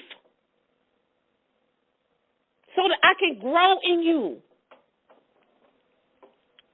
so that I can love you with all my soul, heart, and mind, so that I can move to the next season of where you need me to be. Ephesians 3:10 says his purpose was that now, through the church, the manifold wisdom of Yah should be made known to rulers and to authorities in their heavenly places. His purpose was that through us, we are the body. It's through us that he is made known to the world. Some of us are fooled into believing that we're fully serving Yah and we're fully on fire for Yah, a.k.a. that we think we in that summer season of bearing fruit when in actuality we're not. When in actuality we're like the tree that Yahshua walked up on, noticed, and cursed. He says, I will take away their harvest, declares Yah. There will be no grapes on the vine. There will be no figs on the tree, and their leaves will wither. He says, what I have given to them, he said, I'm going to take it from them. I'm reading Jeremiah 8 and 13. He says, what I have given to them, I'm going to take from them. There will be no figs on this tree, and their leaves, he said, they're just going to wither away. He said, what I have given, I'm going to take away from them. I will take away their harvest, declares Yah. There will be no grapes on their vines. Stiff-necked. That's what he's talking about. Let me give you an example. Let's say, for example, that a husband may be so busy with work and he watching sports and the things that he enjoys. He's so busy. He has time for everything else, okay? He's so busy with the things that he desires in his heart that he barely spends time with his wife, okay? And when he does spend time with her, he gives her just enough time to keep her quiet, okay? But in his heart, while he's with her, he knows that he'd rather be doing something else. He's not really giving her all his time. He's not giving her his all, not in his heart. In his heart, he'd rather be at the football game hanging with the guys. And so many of us are treating Yah the same way. We can work numerous overtime hours on the job. We can hang out with our family and our friends. We stay busy doing things that don't have anything to do with him. Many of these things that we're staying busy with, whether it can be family, friends, many of these people could care less about Yah, but we're supposed to be the one. Then we'll turn around and then put the least amount of effort or the least amount of work when it comes to the things of Yah. And that's because many of us continuously choose the idols of our heart over him. Many of us continuously choose. Just like I said in my example of the husband and wife, many of us continuously choose to do the bare minimum when it comes to the Father. And so, again, we remain in the same season. Some of us may need to hear this message because although many of us, we may be congregating on the Sabbath. We may study with some people. We may gather to keep the feast. But apart from that, many of you don't do anything else. You're just sitting around wasting your gifts. And see, we're coming upon the time now where Yah needs all hands on deck. We're now in the time where we should be growing and developing and maturing and evolving. What did he say? Iron sharpens iron.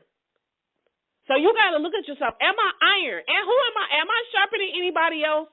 Is anybody else being sharpened because I myself am iron? Proverbs 27:17, he says, as iron sharpens iron, so should one person sharpen another. Look at it. Go to Proverbs 27:17. Proverbs 27:17 says, as iron sharpens iron, so should one person sharpen another. Who are you sharpening? Who are you sharpening in these end times? We are in a time where our mediocre worship and mediocre service and mediocre effort with Yah is not going to get it.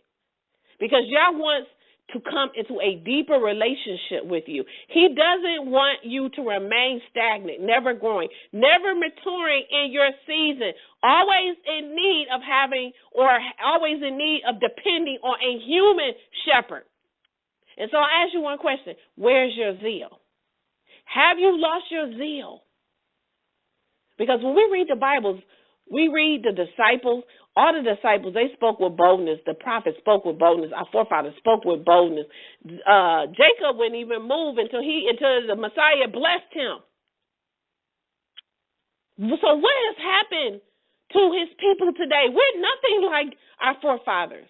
Where is our zeal? Where is our fire? Where is our desire and our passion to speak boldly and to share truth with others? Some of us, we don't share truth with anyone. We got the platform and we don't do anything with it.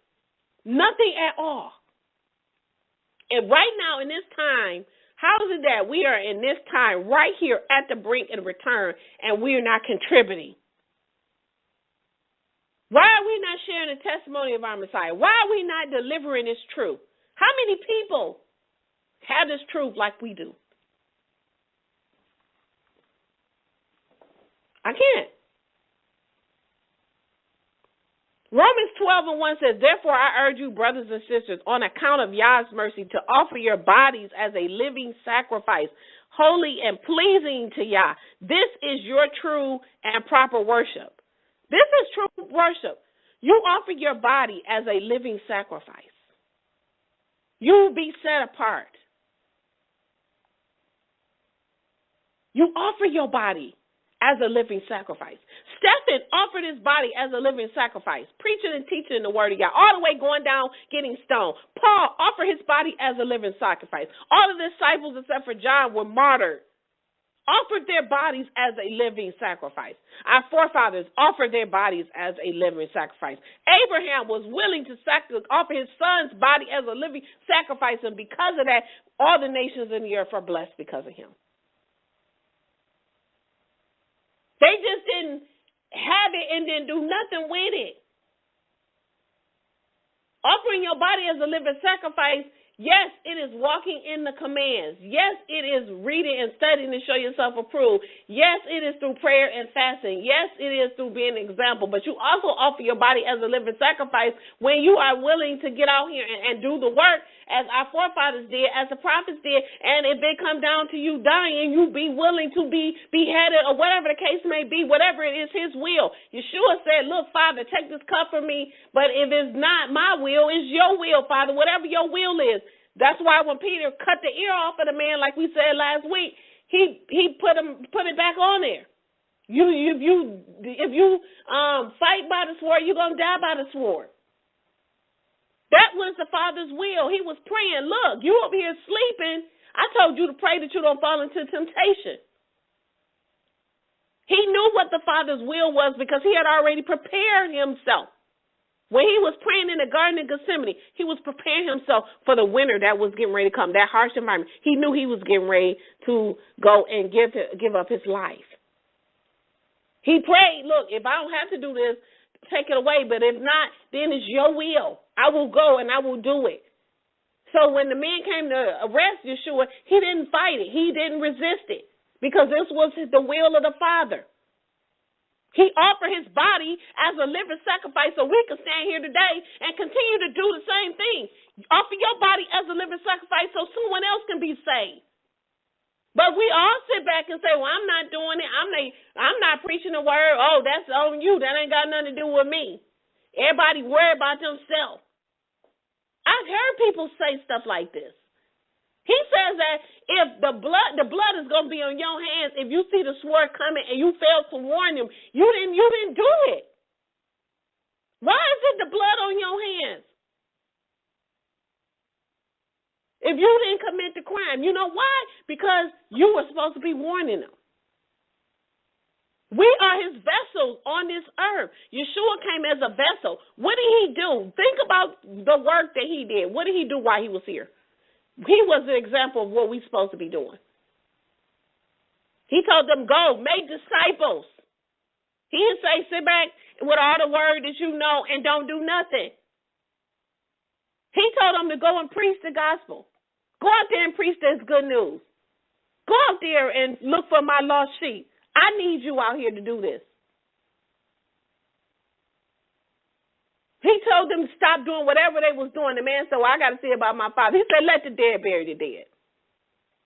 There was delay in his heart. At this time, we can't be worried about those that are still in the world. We need to be worried about those that he has commissioned for us to go out there and get. Those that need to know this truth, if they heard it from a true preacher and from a true teacher, they would turn away. When he opens the blind of the captives, we are the ones that he's using to open the blind eyes. He's not coming down here physically opening nobody's eyes. Why do you think he gathered the 12 when he came here? To go out and do the work. They said, we'd rather die. Look, we're not getting ready to stop preaching and teaching in his name. Arrest us. Kill us. We still going to keep doing it. Didn't we tell you to stop? Yeah, we know, but we'd rather obey Yah than obey men.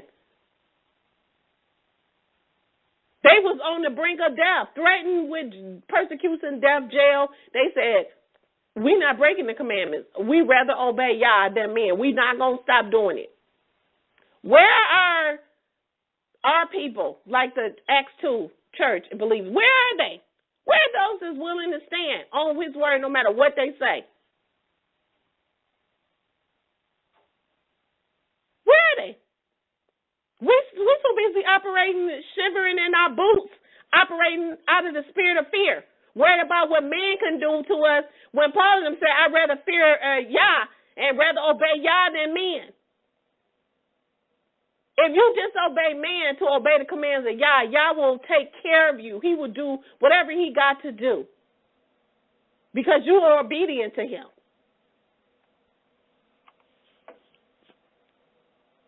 And like I said earlier, some of us are fooling ourselves by thinking that we are any less than these.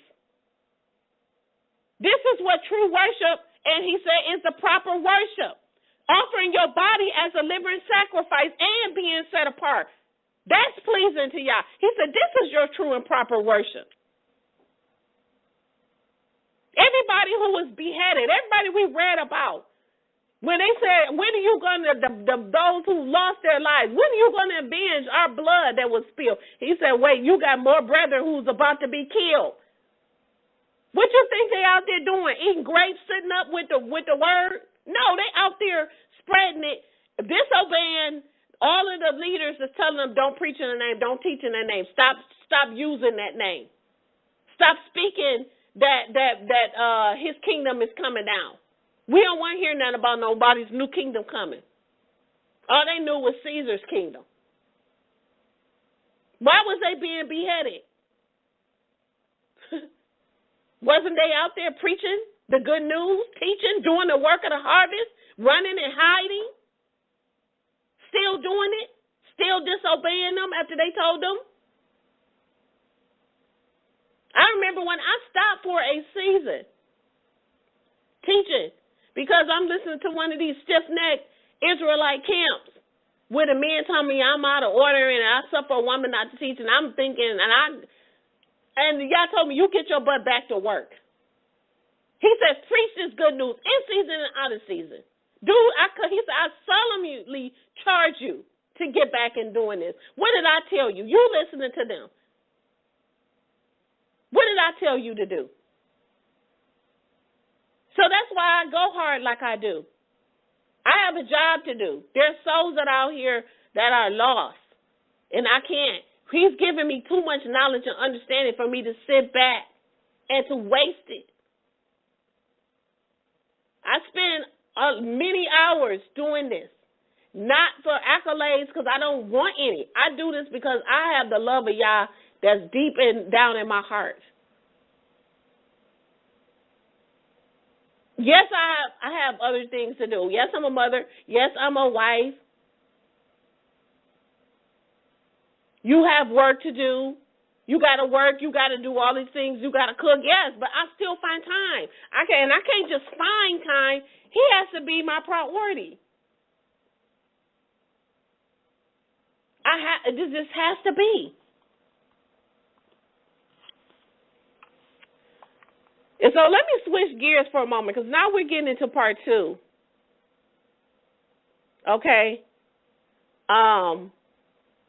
Because it's all connected, even though it might not seem like it. So let's go to part 2, which is the tabernacle. Because today's teaching, the lesson is called, and please stay to the very end. Do not leave. Please do not, because we're not far from the end. So please stay for this, because this is what the title of today's teaching is, the Tabernacle of Yah. And so,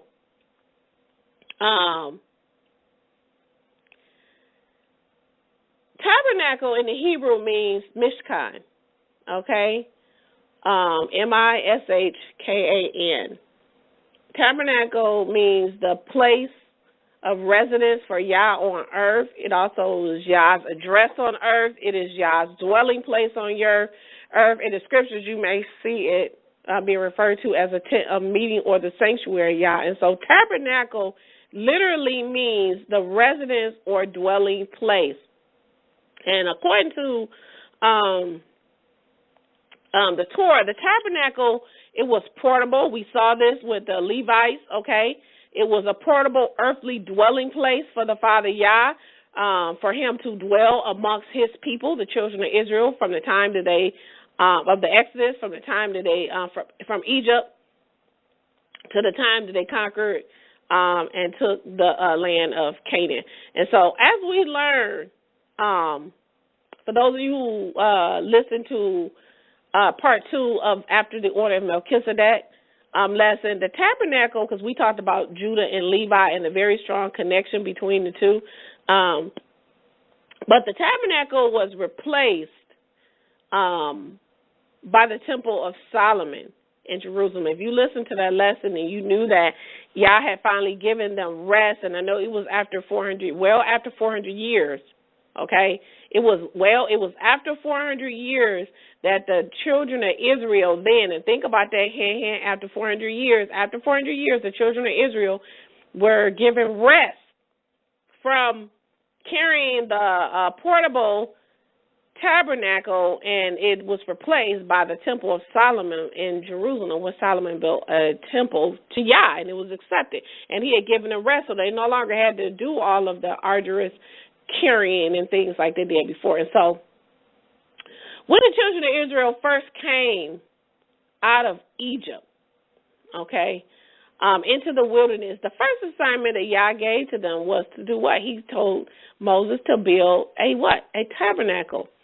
And we'll see as we continue with this teaching that this tabernacle is a pattern of Yah reconciling his people back to himself. It's also a blueprint of the steps that we would have to take to not only be cleansed of our sins, but also the steps that we would have to take to have a loving and a restored relationship with him. And again, this is going back to the seasons, you know. And so the tabernacle, it shows us what is required. It shows us each step that we must take. It represents the closer that we're allowed to come into relationship with him. Because as you will see when we talk about the different components of this tabernacle and the build, and because no man comes to the Father but through the Messiah. We know that, okay? And so within the tabernacle itself, you will find the protocols and the steps that Yah requires to be cleansed, okay, a.k.a. saved, and what is required to come into right relationship with him. And so this entire construct of way it is built is set up to pretty much almost like it's a story that's being written out Because not just, we learned this after, when we were learning about Levi and Judah, and particularly Levi, in that lesson after the order of Melchizedek, part 2, we learned that not just anyone could walk into the tabernacle, okay? If you went near it, you were going to die, okay? And the Levitical priests, Aaron's sons, they had to be anointed, and they had to be cleansed, and they had to be ritually clean, okay? And remember, if you went in there and you were not holy, you were not set apart, if you were not cleansed, a.k.a. saved, you died on the spot, okay? And so each step would bring you closer and closer to Yah, and points to Yahshua, as you will see in this teaching, that each step, and we're going to go over the constructs of this temple and show you how it all points back to Yahshua. And so the altar of salvation in itself, it begins with being clean or cleansed, okay? And so while I was preparing this lesson, what was brought to me about the tabernacle was that the tabernacle in itself, it was constructed or built in a way that is a step-by-step process of how to be reconciled back to the Father Yah. I'm going to say this again. The tabernacle was constructed or built in a way, and I'm going to go through it. It was built in a way by a step-by-step process of how to be reconciled back to the Father Yah. It was also brought to me that before you can come into the presence of our Abba Yah, there's a cleansing and there's a shedding of anything or anyone that will hinder your walk and your relationship with Him. This goes back to the season of autumn, talking about the shedding and and the changing. And so, in this lesson, you will see that in the very way that Moses is commanded to build this tabernacle is the blueprint for how we can be reconciled back to the Father, okay? And so the wilderness, and I want you to write, because we start with part 1, okay, because there's 3 parts. Just start with 1. Don't put 2 or 3 yet, because you're going to have to write down information, because I want you to be able to, recall this back. So the wilderness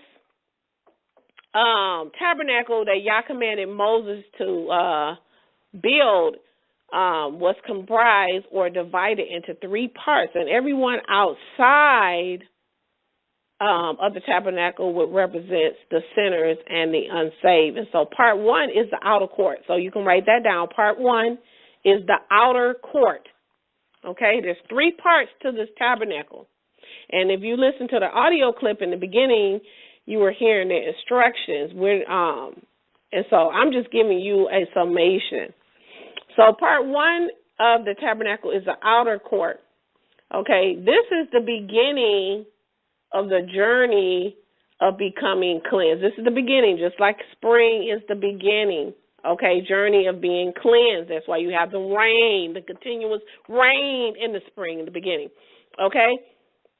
And so the outer court, again, is the beginning of the journey of becoming cleansed. This is where one would realize their sinful nature and their need to be cleansed from their defilement and to be saved. And so entering the outer court today will be likened to confession, okay?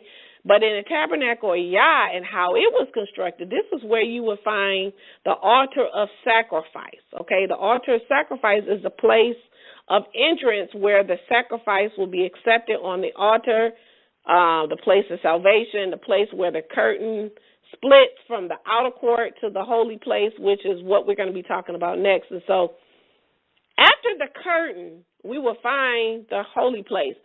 Remember, Yeshua's word, what did he say in John 10:9? He said, I am the door, or some of your scriptures may say, I am the gate. But I am the door. Whoever enters through me will be saved.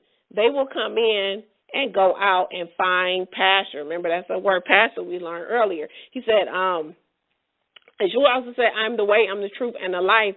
No man comes to the Father except through me. So, He is the way. He is the door to be able to get to the Father. There are three parts. The first part is the outer court, okay? And I want to make note that on the tabernacle, there is only one door. There's only one door in and one way in. There is no out, okay? The entrance is also the exit, put it that way, okay? And while we were talking about the outer court, something that came to my mind, a scripture that came to my mind, and I said, let me write this down so that I make sure that I read it. Revelations 22:15. Yahshua, Yah says, but outside, I'm going to say it again, but outside are the dogs, the sorcerers, the fornicators, the murderers, the idolaters, and everyone loving a lie and doing falsehood. This is at the end in Revelations. These are the ones that are outside. So we're in step one, the outer court. This is the beginning. When you realize, I am a sinner, I need to be saved, I need to be cleansed, you make your confession. That will be likened to the sacrifice back then. And so our people were cleansed in the outer court. And for those of you who may have, if you're a visual learner like me, I am going to post a picture along with this teaching so that you can actually get a visual of what I'm saying. But our people were cleansed in the outer court via the blood of the red heifer that was offered on the sacrifice. So they would bring the red heifer, and they had to make sure that this was, the priest would examine it, make sure that it was without spot or blemish, okay? The altar symbolizes Yah's judgment against sin. I'm going to say this again. The altar, or the bronze altar, symbolizes Yah's judgment against sin. That's the sacrifice. That's the judgment against sin. Likewise, the blood of our Master Yahshua cleanses our sin.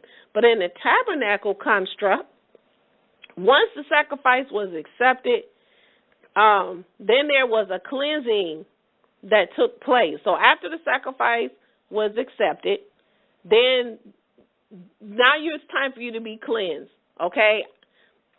Where one sin is forgiven. So if you were to think about it as in today's term, is where, okay, the sacrifice is accepted, your sin is forgiven. Now it's time for you to be cleansed. It's time to take it to the next phase. And so right after the sacrifice at the altar, we will find what's called the bronze laver. Write it down, bronze laver, L-A-V-E-R. The bronze laver, also called the laver of brass, if you have the KJV. But this was one of the furnishings required by Yah in the outer court of the tabernacle, as well as in the temple. The bronze laver is what stood between the tabernacle and the altar, and it held water. So the bronze laver, it was like a round bowl that you would fill up with water, and then the priests would use this to wash their hands and their feet. Symbolically, the hands represent what you do, and the feet represent where you go. So the bronze laver represent, or shall I say, is a picture of immersion or baptism. That's what that represents, because after the sacrifice was made and the sacrifice on the altar was accepted, then you would go to the cleansing in this tabernacle, which was the bronze laver. It was a round a bowl that was filled up with water, and the priests, they would wash themselves. So this cleansing is a picture of immersion or baptism, okay? And this has to do with the spring, okay, with the continuous rain. And it also represents death to your old self and then a renewal and rebirth in our Master Yahshua.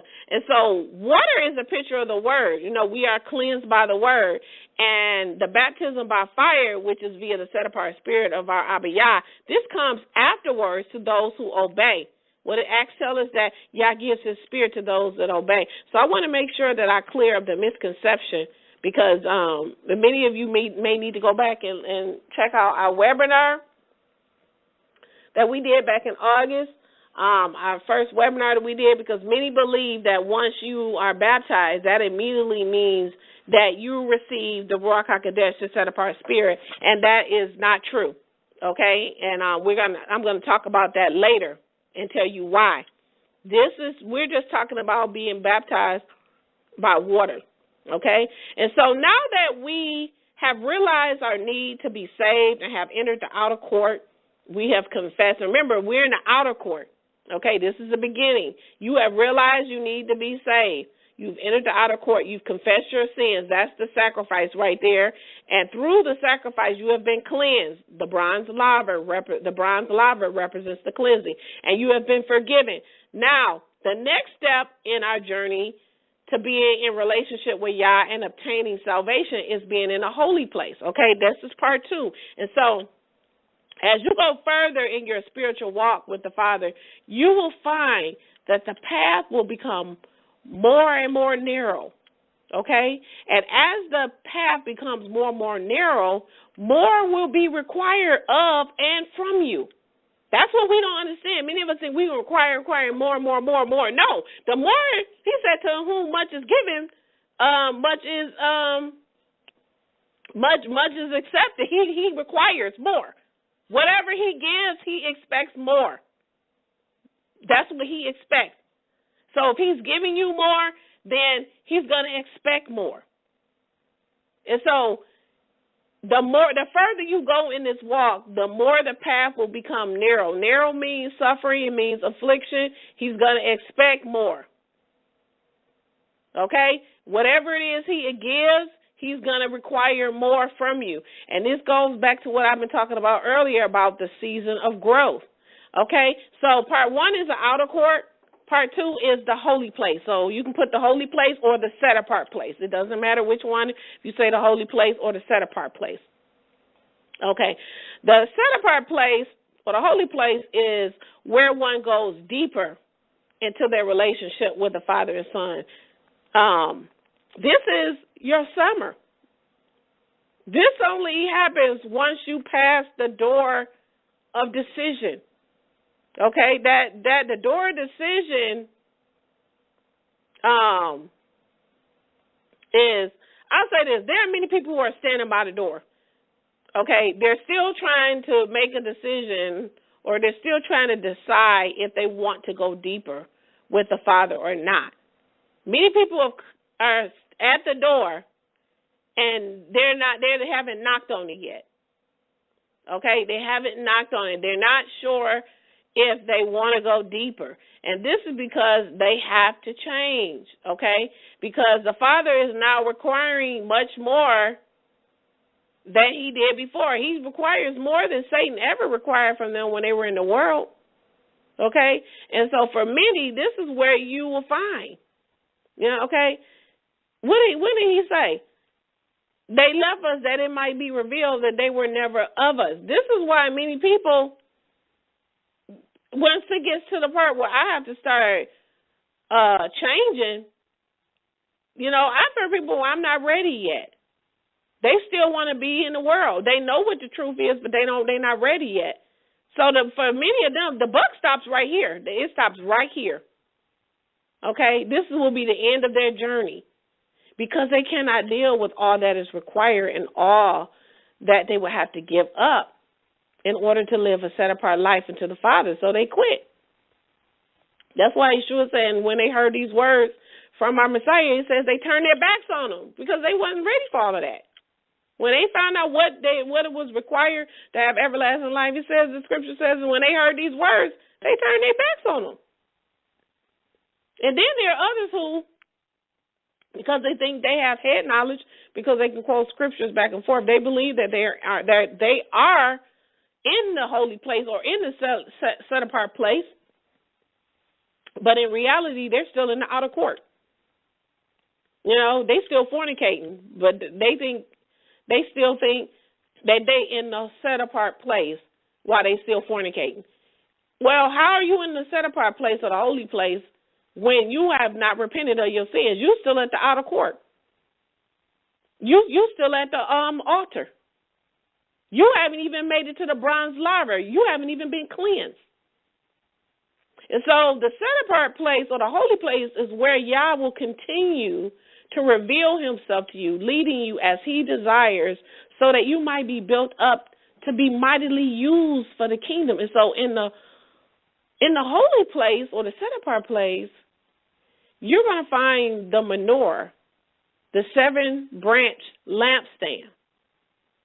This lampstand closely resembles a tree. I had put something up on Facebook where I told, like, you have to hold your hands together, and if, like, the stems of your hands go across, it looks exactly like the menorah. If you put your hands together, open, palm face open, facing you, palms facing you, put your pinkies together, make sure they side by side, and spread them out. Spread them out, looks just like the menorah. We truly are made in his image. But in the holy place, once you get in the holy place, you go from the outer court and you're in step 2, which is the holy place, because there's 3 parts to this tabernacle. The holy place is where you will find the 7-branch lampstand, which we refer to as a menorah. It resembles a tree. This tree, or this 7-branch lampstand, is a picture of our Master Yahshua, because they're lit, right? The menorah is lit with the candles. Yahshua is the light, and he is the central stem, aka he is the vine, and we are the branches. When you look at the menorah or the 7-branch lampstand, it has a stem, a huge stem, and then you have the branches that go from it. Okay. Now, something I noticed, you can cut the branches off of a tree, and the tree will still live, but you can't cut the stem or the vine or the trunk of a tree and expect the branches to live. It doesn't work that way. And so Yahshua is the source of all life. That's when we talk about the blood. That's the blood. The life, he says life is in the blood. Okay? And so Yahshua is the source of all life. Therefore, the menorah or the 7-branch lampstand represents our imperative need to be connected to the source of all life. He is a vine. We are the branches. The branch cannot bear fruit of its own, and it cannot survive without the vine. You understand that? He is the source. So this 7-branch lampstand represents our need to remain connected to the source of all life, who is the light of the world, our Master Yahshua. And so if you are connected to the source, who is Yahshua, our Messiah, then you will bear fruit, okay? The fruits of the Spirit, according to Galatians 22 and 25, says is love, joy, peace, patience, kindness, goodness, faith, meekness, self-control. Okay? He says, against such things there is no instruction. He says, the one belonging to Messiah has crucified the flesh with its passions and lusts. Let us, therefore, live by the Spirit and surrender to the Spirit. Now, we also need to have power, okay, to advance his kingdom. Okay? What are some of the gifts? Wisdom and knowledge, the gifts of healing, help, prophecy, spirit of discernment, tongues, which is nothing but language. What did Yahshua tell his disciples? He told them what? Go you into the world, preach the good news, and then he said, make disciples. How can you make disciples? You make disciples by what you're sharing with them. They are now learning and growing and developing, and they're able to now go out and do the same thing. It's like a seed should bear that which is of itself, right? When we were made in his image, then we should look like him, act like him. When they see us, they should see him. Same thing. And so, like, how many times you've seen people say, oh, you act just like your mama, or you act just like your daddy? Because it's your seed. They come from you. They should, right? Hopefully it's good. But he told the disciples, go you into the world, preach the good news, and make disciples. That was the command that he gave them. He didn't gather them up and say, take all the words that I've taught you and given you and sit there and sit on them. He said, no, I need you to go out here, and I need you to make other disciples so there could be other people going out and doing this. And so by sharing his truth, we are helping to gather the lost sheep that have been scattered to the nations, that have mixed in with the Gentiles. But If you're still practicing the works of the flesh, okay, if you're still practicing adultery, fornication, uncleanness, lust, idolatry, witchcraft, fighting, jealous, anger, stubbornness, pride, divisions, murder, envy, and drunken, getting still out in the club, all of those things. He said, I will tell you beforehand, as I said before, the ones practicing such things, he says, will not inherit the kingdom of Yah. And so if you are still practicing any of these things, you're only fooling yourself into thinking that you are in the holy place. You are not in the holy place because you can't even get to the holy place. That's the next season. You can't get there until you get past the beginning.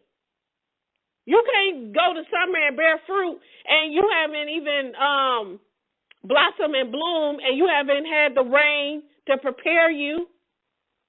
You haven't been renewed. You haven't been cleansed. You know what I'm saying? Your sacrifice hasn't been accepted, but you think you're in the holy place. The holy place is where many of us think that because we've been baptized, and I said this earlier, that means you saved. No, baptism does not mean you saved. Okay, it's just an outward representation that you are dying to self. When you are walking in obedience and you are now one with him, you will receive his spirit. Okay? Many of us think we received his spirit when we haven't. If you're still practicing sin and haven't repented, you don't have his spirit because his spirit is going to leave. He said he gives his spirit to those that obey. He don't give his spirit to those who continue to practice sin.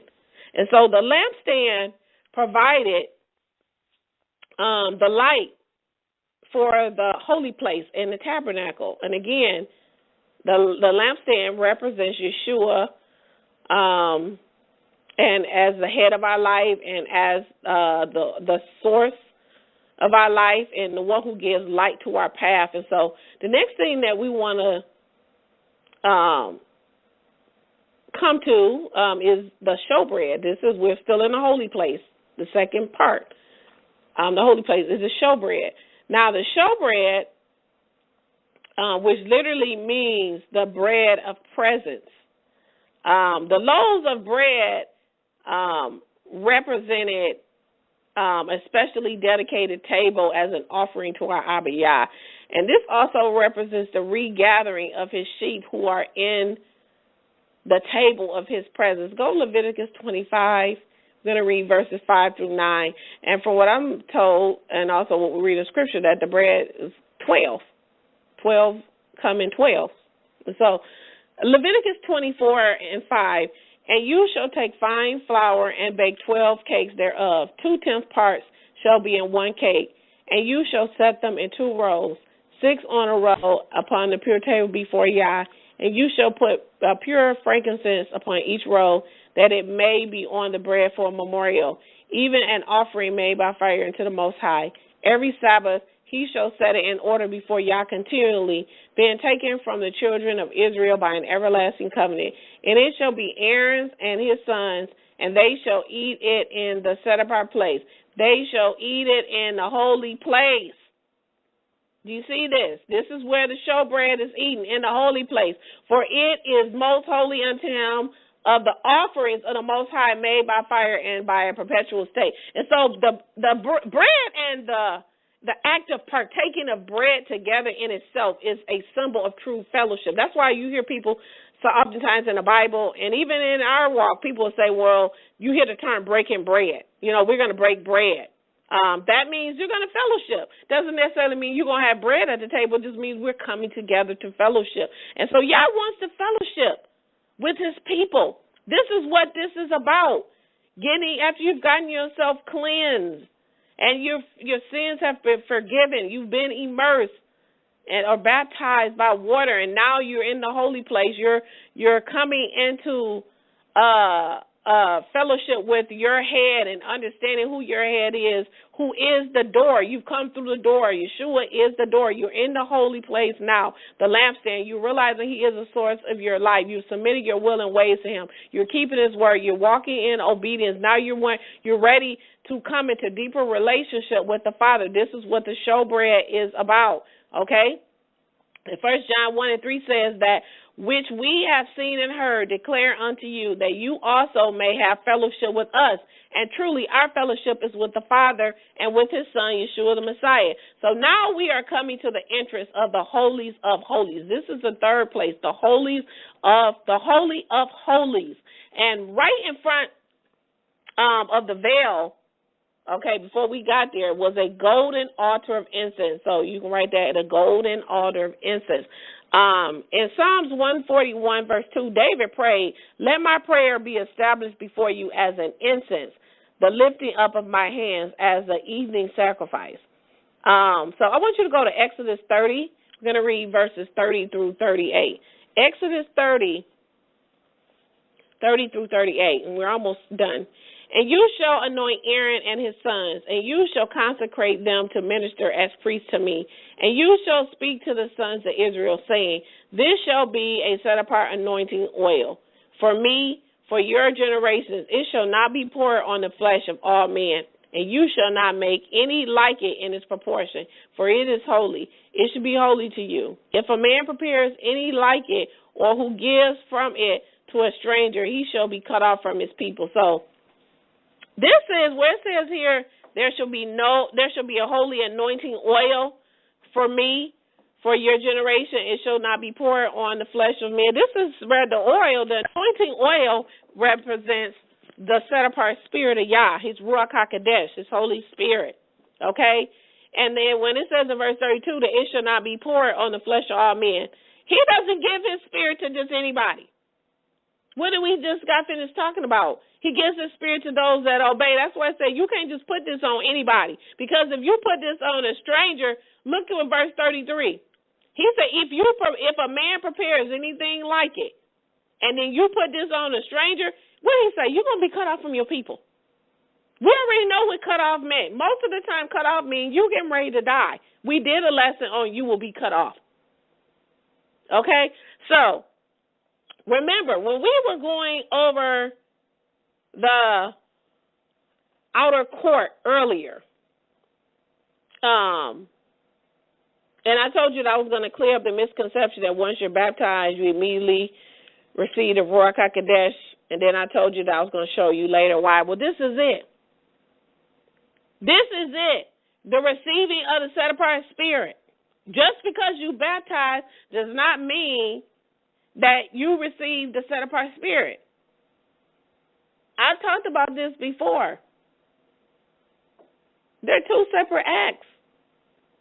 The initial receiving of our Messiah and the indwelling of the RUACH-INSPIRED is two separate acts. You may get baptized by water, but you have to be baptized by water and by fire. The baptism, earthly and the spiritual, the RUACH-INSPIRED. There are many people who got baptized. That's why I used to wonder, why was I still fornicating when I first got baptized? Well, no, I wasn't fornicating when I got baptized because I was 12. But when I was older, nothing changed. I was just wondering, where is this feeling? Because I didn't have the spirit. Nothing. I wasn't saved from anything. I thought I was at the holy place while I was sitting up in church every Sunday, but I was still sitting up there on the outer courts, still at the altar, going every Sunday back and forth to the altar to be sacrificed over and over and over again for the same thing that I never repented of. Never cleansed, never made it to the bronze laver, but I thought I was.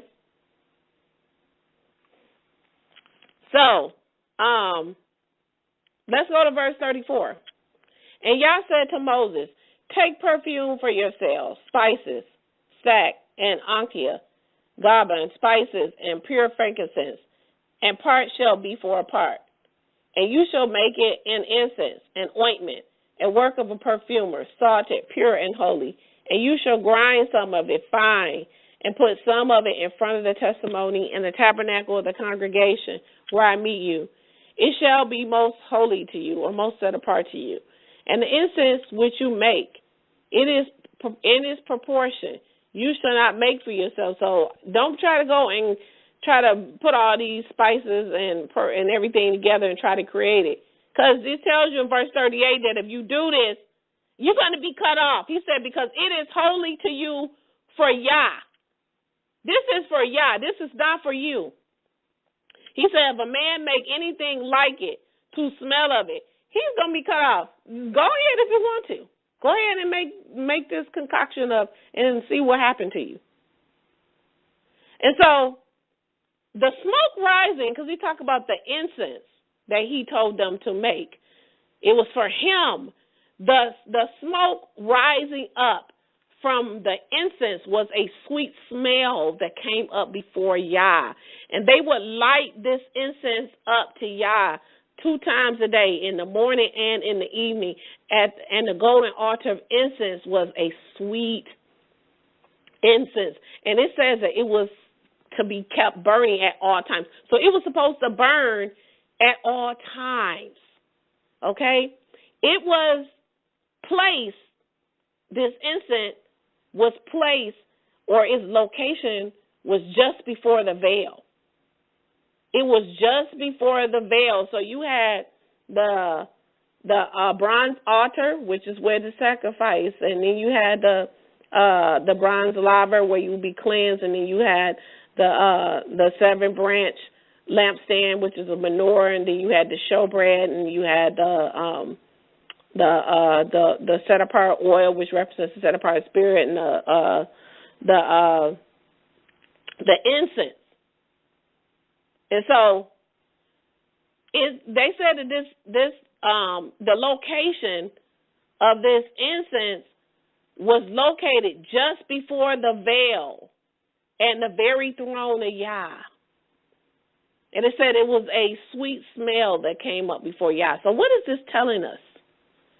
This represents Yahshua.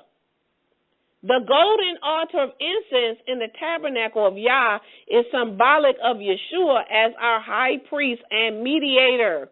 It represents the intercession of our Messiah between Yah and man, because when we pray in Yeshua's name, because it is only through him that we have direct access to the Father. That's why he said he is the door.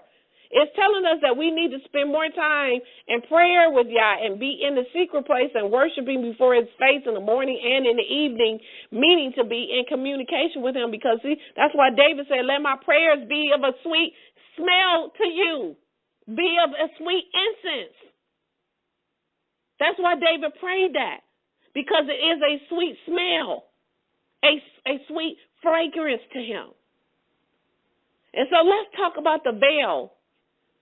Because in the tabernacle, the veil separated the Holy of Holies from the holy place. We had the outer court, the holy place, and then the Holy of Holies. The veil separated the holy place from the Holy of Holies. And so the torn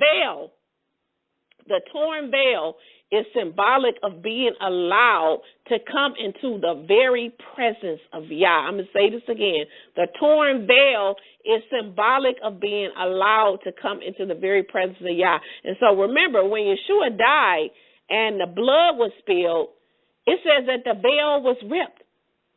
Okay?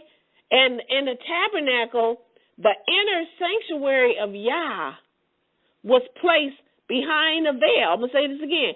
In this tabernacle that he had Moses construct, the inner sanctuary of Yah, the very presence of Yah, was behind the veil. Okay? And the incense and I told you in the lesson, this represented Yahshua. He was just at the veil. Because behind the veil is the presence of Yah. Yahshua is the intercessor. He is the mediator. He is the only way to get to the Father. That's why it was strategically placed just there. I'm going to put a picture there so you can see how this was constructed. And this was also the place where you will find the Ark of the Covenant, which was covered by the mercy seat in the Holies of Holies. Go to Hebrews 10. Go to Hebrews 10. Verse 19 through 22, and then we're going to go to the last part, which is the Holies of Holies. Hebrews 10, verse 19 says, therefore, brothers, having boldness to enter the holiest by the blood of Yahshua. I'm going to say this again. Therefore, brothers, having boldness, we can boldly now come because of what Yahshua did. He said, having boldness to enter the holiest by the blood of Yahshua, by a new and living way which he consecrated for us through the veil, that is his flesh. His flesh tore. His flesh ripped. And having a high priest over the house of Yah, let us draw near with a true heart and full assurance of faith, having our hearts sprinkled from an evil conscience and our bodies washed with pure water. Look what he says. Through the veil, that is his flesh. So this is what the Holy of Holies represented, because behind the veil was the Holy of Holies. And this was also where the Ark of the Covenant was. And only the priest could go in there once a year, but Moses could go in there whenever he wanted to. This is where the Holy of Holies is the presence of Yah. This is where the glorious presence of Yah rested. You see, it has steps. So you couldn't just get to Yah. The way that Yah had Moses construct this tabernacle, it was showing us the steps you had to take to get into relationship, to even enter into his presence. There were things that had to happen before you got there. Isn't it awesome how he even constructed the tabernacle this way? So part 3 is the Holy of Holies. The Holy of Holies is the place of his manifested presence. This is the secret place of Yah, and not every or anyone can enter into this place. This is where your life has become a tool to be used to share his truth, no matter what. This is when you are not only doing the good and the acceptable, but the good, acceptable, and also the perfect will of Yah. This is when Yah not only reveals himself to you, but now, because you have grown, because you have allowed the sovereignty of his esteem to move in your heart and to penetrate in your life, he is now able to reveal himself not only to you, but through you. Not only reveal himself to you, where you know about him, but now he can do it through you, where others can know. And so as we were speaking about growth and the trees and the seasons earlier, and something that else I wanted to talk to you about, the tabernacle was always moving. It never, as I said earlier, it never remained in one space until it finally reached its resting place. We learned this in our message or teaching that I did on the order of Melchizedek on part 2, Levi and Judah, when it reached Solomon's temple, okay, when he built a house. They didn't do it. So likewise, when we go from the outer court to the holy place, and then finally the Holy of Holies, this is when you have gone from the good to the acceptable to the perfect will of Yah, when you will finally enter into his rest. And I want to say this. Just as Yah commanded Moses to build him a tabernacle that he might dwell with the children of Israel, have you realized that through what Yahshua has done in the shedding of his blood and his living sacrifice, do you not realize that he not dwells in us? Is it not true that our bodies are indeed the tabernacle of Yah today? Is it not true that we are his temple? Go to 1 Corinthians 3 and 16 quickly. 1 Corinthians 3 and 16 says, do you not know that you are Yah's temple and that Yah's spirit dwells in you? I'm going to say this again. 1 Corinthians 3 and 16. Do you not know that you are Yah's temple and that Yah's spirit dwells in you? Look at this. Is it not in us that our Abba Yah comes to dwell? Does he not dwell in us? If we have this set apart spirit, does he not dwell in us? In the most holy place ever, which is in our mind. This is what he means when he says you must love me with all your soul, your heart, and your mind. He now dwells in our temple. Our body is now the temple, as they had to carry it around. Look what Yahshua has done. He has torn that veil. That's why, look at verse 17 where it says, whoever defiles the sanctuary of Yah, Yah will destroy. I'm going to say it again. Whoever defiles the sanctuary of Yah, Yah will destroy, for the sanctuary of Yah is holy. Are you seeing this? The sanctuary of Yah is holy. He says, which you are. If we are now the sanctuary of Yah, think about the requirements of the tabernacle. Think of all the steps that we went through. Think of how Yah had Moses constructed. Think of what had to happen before you could enter into his presence, the most holy of holies, the very presence of Yah. If the very presence of Yah is in you, the gift of his Holy Spirit, do you understand that's why that if you fornicate, that you sin against your own self? He says whoever defiles the sanctuary of Yah, he says Yah will destroy you in 1 Corinthians 3 and 17. He says for the sanctuary of Yah is set apart, which you are. Look at 1 Corinthians chapter 6. Go over 3 chapters. 1 Corinthians chapter 6 verse 15 says, do you not know that your bodies are the members of the Messiah? He says, then taking the members of Messiah, shall I then make them members of a harlot? Let it not be. Or do you not know that being joined to a harlot is one body? For he says, the two shall become one flesh, but the one being joined to our master is one spirit. Flee fornication. Every sin which a man may do is outside the body, but he doing fornication sins against his own body. But he doing fornication sins against his own body. Flee fornication. Every sin which a man does is outside the body. Yah has just given me this understanding right now while I am doing this. While I'm teaching it right now.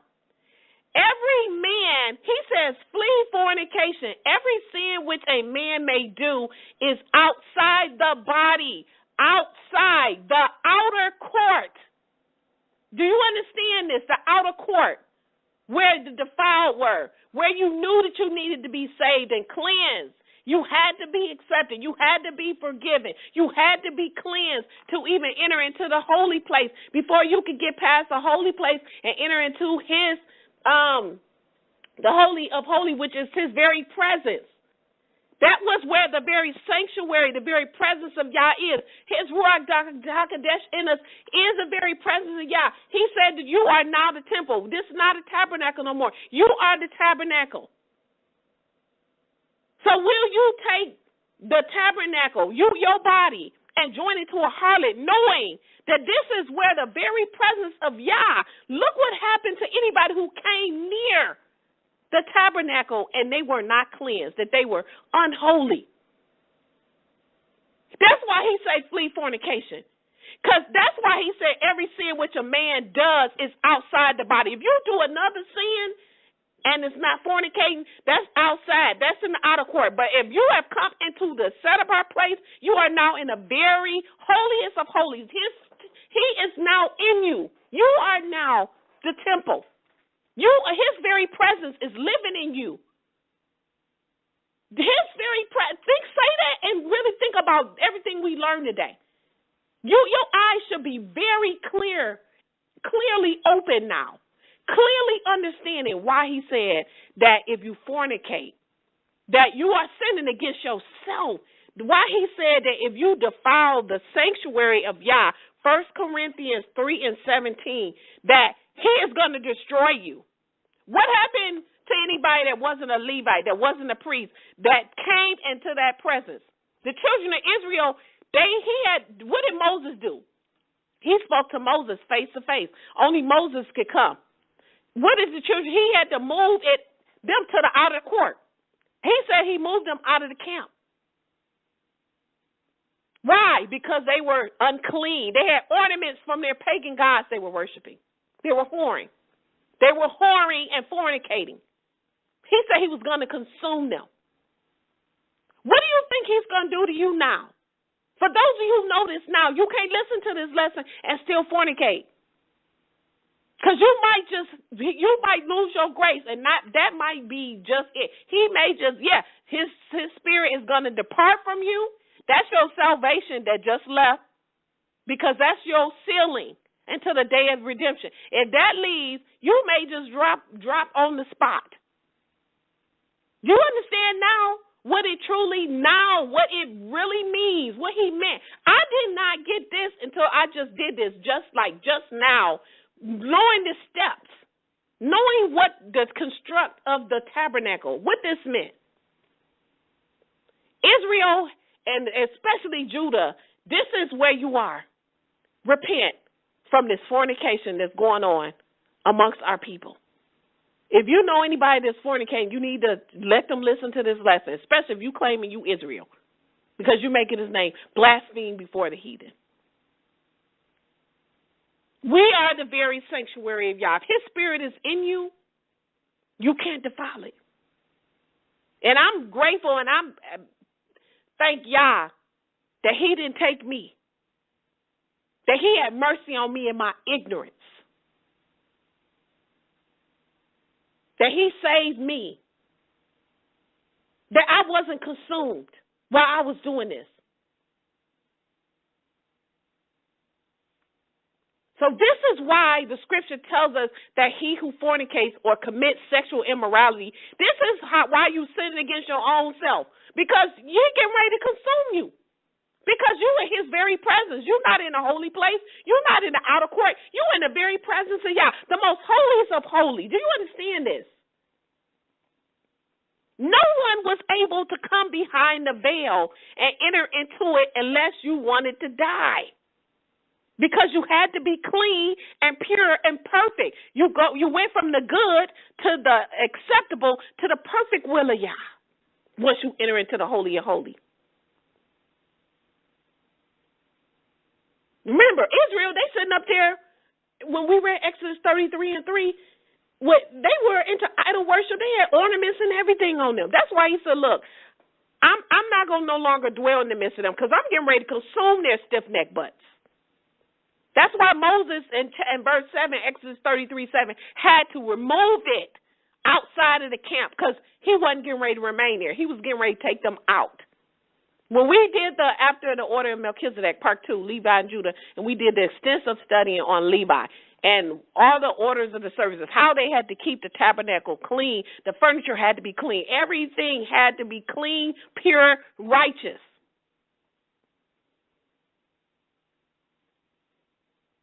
He moved it outside the camp, far away from the people. He no longer dwelled with them. That's the same thing as his spirit departing from us, because we keep whoring and won't stop it. That's why I said in verse 9, when Moses went into the tabernacle, it says that the pillar of cloud would come down and stand at the door of the tabernacle with him.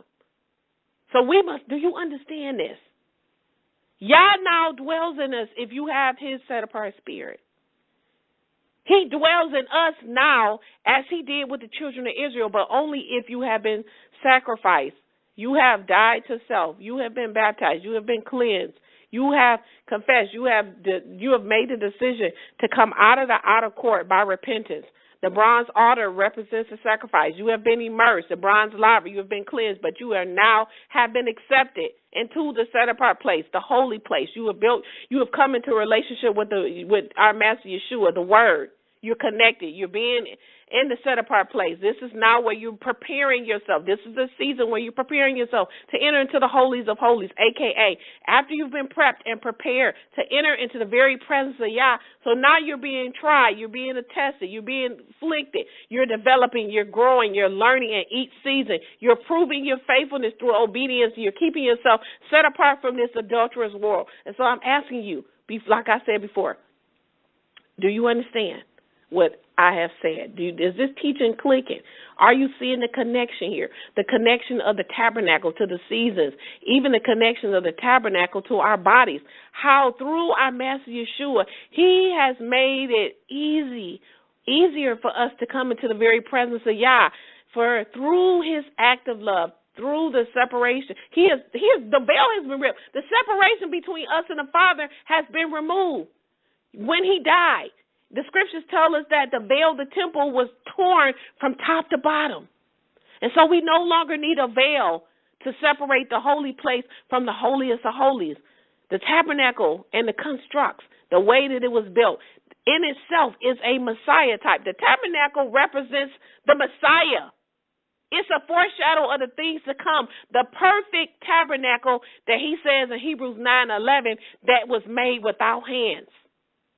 And so as in the tabernacle in Exodus, if we are in him, so is he in us today. That means if he's in us and he has his ruach in us, his presence is with us. Look, that's why he said, have no fear. I am with you. My rod and my staff that protect you. That means we have his power. We have fire. But if our fire is dying, how can we be a light that burns on a high hill for all to see? Jeremiah said he had fire in his bones. That's summer. Go to Psalms 24, verses 3 through 9, and this is going to be it. I'm going to be calling Preenin. Psalms 24, 3 through 9. Who may ascend the hill of the Most High? Who may stand in his holy place? I'm going to say this again. Psalms 24, 3 through 9. Who may ascend the hill of the Most High? Who may stand in his holy place? Who has clean hands? He says, he who has clean hands and a pure heart. You can sin in your heart. If you're talking about I haven't committed adultery, if you lusting after somebody, if you're looking at somebody naked on Facebook, Instagram, pornography, you looking at they have pornography on TV right now because they always showing somebody naked. You going to strip clubs. You looking and lusting after people and wanting to be with somebody and they belong to somebody else. You commit adultery in your heart. Yahshua said you've done it. You've already committed adultery. It don't matter if you haven't done it physically. You've done it. What did Yah say? Who is he going to allow to stand in his holy place? He said, he who has clean hands and a pure heart. Not just what you do, but what's in your heart, what's in your mind. He who does not lift up his soul to falsehood, who does not swear deceitfully, he shall receive a blessing from Yah and vindication from the Most High of his salvation. Such is the generation of those who seek him, who seek your face, O mighty one of Jacob. So this is the generation of those who seek him, those who seek his face. Blue Letter Bible for the first seek, where it says this is the generation of those who seek him. This seek is for those who search him, those who practice, those who study, those who seek with application. That means whatever you're practicing, whatever you're studying, you're practicing it, you're following it, and you're seeking it with application, meaning you are applying it. This is the generation that he's seeking. And he says, this is the generation of those who seek him, who seek your face. What does that second seek mean? It's a different one. According to the Blue Letter Bible, 1, 2, 4, 5, this seek means to demand, to request. That means you are searching out by method, in prayer, in worship, by implication. This means you are to strive after him. This means you have a heart after him. It says to beg. When I came into this truth and I felt like I had sinned against him, I got on my knees and I cried out. I said, Father, I want to know you. I was crying out. I was striving and searching and demanding that he show me. I said, reveal yourself to me. I was like Jacob. I'm not letting you go, because he was wrestling with him till his thigh was unhinged. I'm not letting you go until you bless me. I need to know you. Pray that prayer. Pray that prayer. This is the generation of people that he desires in these last days. Those who are not only studying, but practicing what you study, following him, and let it be with application. You are a living example of what you're studying and what you're following. And you are demanding and requesting and searching out for him, seeking him, striving after him, begging to know him. Those who seek your face. The face, according to Blue Letter Bible, in Psalms 24 and 6, says the very presence of Yah. You are seeking to come into the present place. You are seeking to come into the presence of the Holy of the Holy. He says, verse 7, lift up your heads, O gates, be lifted up, O ancient doors, that the King of glory may enter. You want him to enter in. Who is this King of glory? Yah, strong and mighty. Yah, mighty in battle. Lift up your hands, O gates. Be lifted up, O ancient doors, that the King of glory may enter. He wants to live in you. He wants to dwell in his people Israel like he did before. But this time it's not going to be a tabernacle made by the hands of men. He wants to live directly in you. Have you become like a smoldering fire? I will dwell, he says in Exodus 29. I will dwell among the children of Israel, and I will be their almighty one, that they will know that I am the Most High Yah, that brought them forth out of the land of Egypt. He says that I may dwell with them. I am the Most High Yah, their Father. He wants to dwell in you. But there's steps that you have to take. There are seasons. There are things that you must go through, that you must be prepared for. Pretty, you can come in. I'm done. Praise Yah. That was so awesome. Yah is so awesome. Oh, my goodness. I truly just love this lesson and how you tied it with not only the seasons but the spiritual meaning behind it, and how it relates to the tabernacle and the steps that you have to follow to get to those, to each step, like each season in your life is the next step to how you are going to be aligned with the Most High Yah. So whether you are outside the courts and staying stagnant, or coming into repentance and then going into the holy place, and then from there to the holies of holies. Oh my goodness, this is so awesome. And just learning of the fig tree. I got cut off a little bit with the wilderness. Literally, my power went out. Really? Yes. Oh my God. Like, you know what, Satan, you are busy today. You are. Well, the good thing is being taped.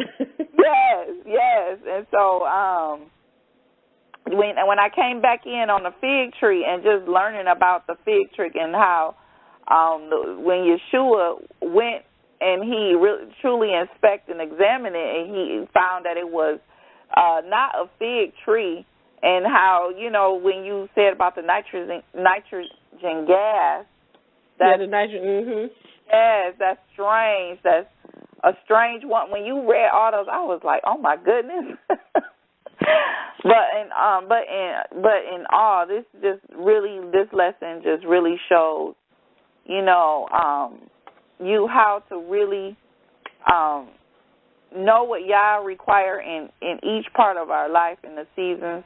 And I love how you did the seasons, because I didn't think of the seasons like that until you did it in the nature stand, and then the natural, the natural into the spiritual. And so just with the spring, with renewal, and because we know about the renewing of the spring because of the buds and stuff. So just how you related to the spiritual, being the babe. Children of Israel. That's when I was like the hidden ones, and they're gonna return back. I was like, oh my, and see, that was all the RUACH, I'm telling you, because I was like, oh my goodness, Yah. Yes, and I was just like, oh my goodness, and just talking about, how in the fall, like how everything, which is a season of preparation, and just preparing for, the harsh times that's coming up, and and so I mean, just the explanation, and then how you tied it into the spiritual really gave light. So by the time you got to the tabernacle part 2, you were able to understand each step, as you went along, with the outer court, being cleansed and becoming, like confession and the immersion, Yeah, it was all preparation for entering to the presence of Yah, just like the preparation, you have the things that you go through and what needs to be done at each stage. And, this was like, for me, like plenty of times, I'm like, I was just in awe of Yah, just just everything that he was giving to me, because I'm like, I had never even paid attention to the seasons like that, and knowing, you know, like when you really look at it, and I'm like, oh my goodness, like the rebirth, the rain, the constant rain, which is the immersion and getting you, you know, it's just like that happens like in the beginning stages. You know, you're new, you're budding before you bud. You get all this rain that comes and to prepare and to cultivate the soil. You're getting everything ready. You know what I'm saying, for what needs to take place. And once you do that, then you're able to begin to bear fruit, and you're growing and you're developing. And, you know, by the time autumn comes, you got something stored up so that you can have to, you know, and get the preparation ready for the winter, which is going to be harsh, it's going to be difficult, you know, it's going to be uncomfortable, and, you know, it's going to be harsh. It's going to be a hard time, but that's the time when you have to endure it. And, you know, the animals had to prepare, and they go into hiding, and, you know, and we anticipate the rebirth and the renewal of everything new. And it just was connecting all of this, and then knowing like this, the tabernacle, because we had did this on the tabernacle, but I didn't go into depth about it, but we talked about, you know, the order of the services and what was expected and how you couldn't come near it. And the reason, because you had to be pure. He, you know, he said, look, if you want me to dwell in your camp, you got to be pure. You got to be clean. You got to be set apart, because I'm not. He said, because you're going to be consumed. And this lesson right on the spot while I was just teaching it, my spirit was quickened right in the middle of the teaching. What I really have an understanding now of what that means, that you sinning against your own self. You know, you in the very presence of Yah, because we knew in the scriptures in that tabernacle, if you go near it and you not clean and you impure, you got any defilement or uncleanness, because you couldn't get past the veil. There were steps that had to be taken. You was in the outer court. You couldn't just get there. By the time you got to the very presence, there was some preparation and some things that had to happen. And that's why he said, even with the holy oil, don't go pouring this on anybody, on all flesh. This ain't for everybody. Everybody can't have this spirit. You understand what I'm saying? And so this was all like tied in together. Like now I know really what it means when you sinning against yourself. You are in a very presence, because we're not a temple. We are now that temple where think about it, the holiest of holy, where it dwells. That's us. So that puts it in perspective when you think about going to fornicate. It does. You know what I'm saying? It really does. And you know, it just gives you that visual. Like when you did that, it gives you the visual of, you know, what will happen to you when you do fornicate against your body. Because, you know, if you know, like when people went in and they wasn't allowed in, they were consumed on the spot. Yeah, they wasn't. We read that. The rest of it is on the outer court. But once you get to the very presence of Yah and you doing that, you sitting against yourself, because we the temple now. So wherever his presence was, that was considered the holiest of holy. You had to be pure and clean and undefiled. So if he's in you and you're doing that, that wasn't good. The rest of them was in the outer court. You see what I'm saying? But now you have entered into the holiest of holies now. So this lesson really has changed my thinking on sin, sexual immorality. I mean, I already knew, but do you see how the lessons that we've been doing have been all preparing for this? The sexual immorality, all of it. Yes, it has. I mean, and it's just like,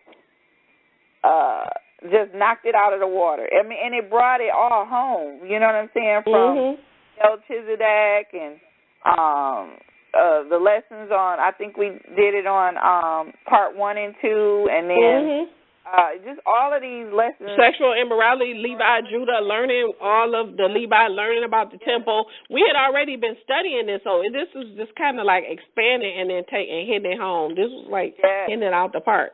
Yes, and it all linked back to our sins that our forefathers have been committing since on the earth, and he's just letting us know, you know, this is your issue. This is the ought I have against you, you know, and this is the thing that you need to fix.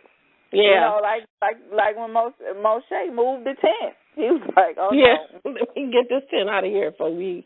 I ain't trying to be assumed with y'all. Right. I ain't trying to.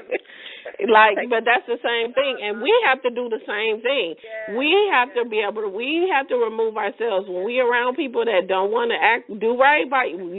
I got to remove myself. I can't continue in this. We can't. We're going to continue to break bread. That's why he said, don't even be breaking bread with them. Don't even get them your shalom. He says, come out from among them. That's the examples in the Bible is telling us exactly what we need to do. He's showing you, come out. Immediately he moved the tent.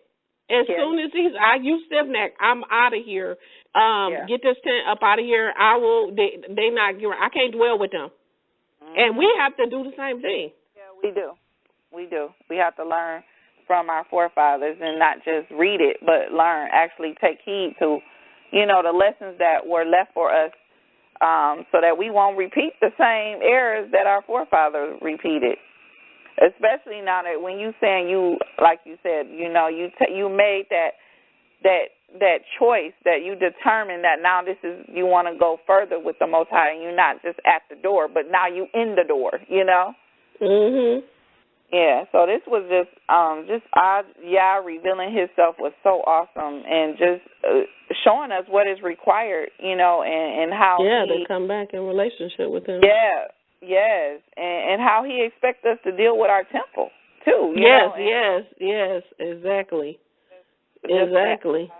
And a lot of, we need this teaching because, we know that they're not getting it nowhere, and I haven't heard it from nowhere else, and this was awesome, especially, this is what keeps us separated. Our fornications and our sins and our, idolatries and the things that we do, the wickedness in our heart is what keeps us from Yah. And this lesson right here helps and shows you what He requires and the steps that it takes to, in each season of your life, of how what He requires of you and how to serve Him. Okay, so if you could lead us out in prayer. All right, so I'm reading from 1 Chronicles 29:10 through 13 and verse 18. And David blessed Yah before the eyes of all the congregation. And David said, blessed are you, O Yah, the power of Israel, our Father, forever and ever. To you, O Yah, be the greatness and the power and the high esteem and the victory and the majesty. For all in the heavens and the earth belongs to you, O Yah. Yours is the kingdom, and you lift up yourself to all as head. And the riches and the honor come before you, and you rule over all. And in your hand is power and might. And it is in your hand to make great and to give strength to all. And now our power, we are giving thanks to you and giving praise to your high esteemed name. O Yah, the power of Abraham, Isaac, and Israel, our fathers. Keep this forever for the intent of the thoughts of the heart of your people, and prepare their heart towards you. In Yeshua's name, so be it. In Yeshua's name, so be it. So we thank you for joining us on today. Please share this message with our people. This is going to be one I'm going to share multiple times throughout the week. This is lesson. Yes, and I can't wait to see the illustrations because I'm a visual person too. Yeah, that's going to really set it off. Yes. It's definitely going to set it off. So we thank you for joining us on today. Pray Yah willing, we will see you on next Shabbat. So may Yah bless and keep you. May He make His face shine upon you and be gracious to you. May He lift up His countenance upon you and give you peace. In Yeshua's name, so be it. Shabbat shalom.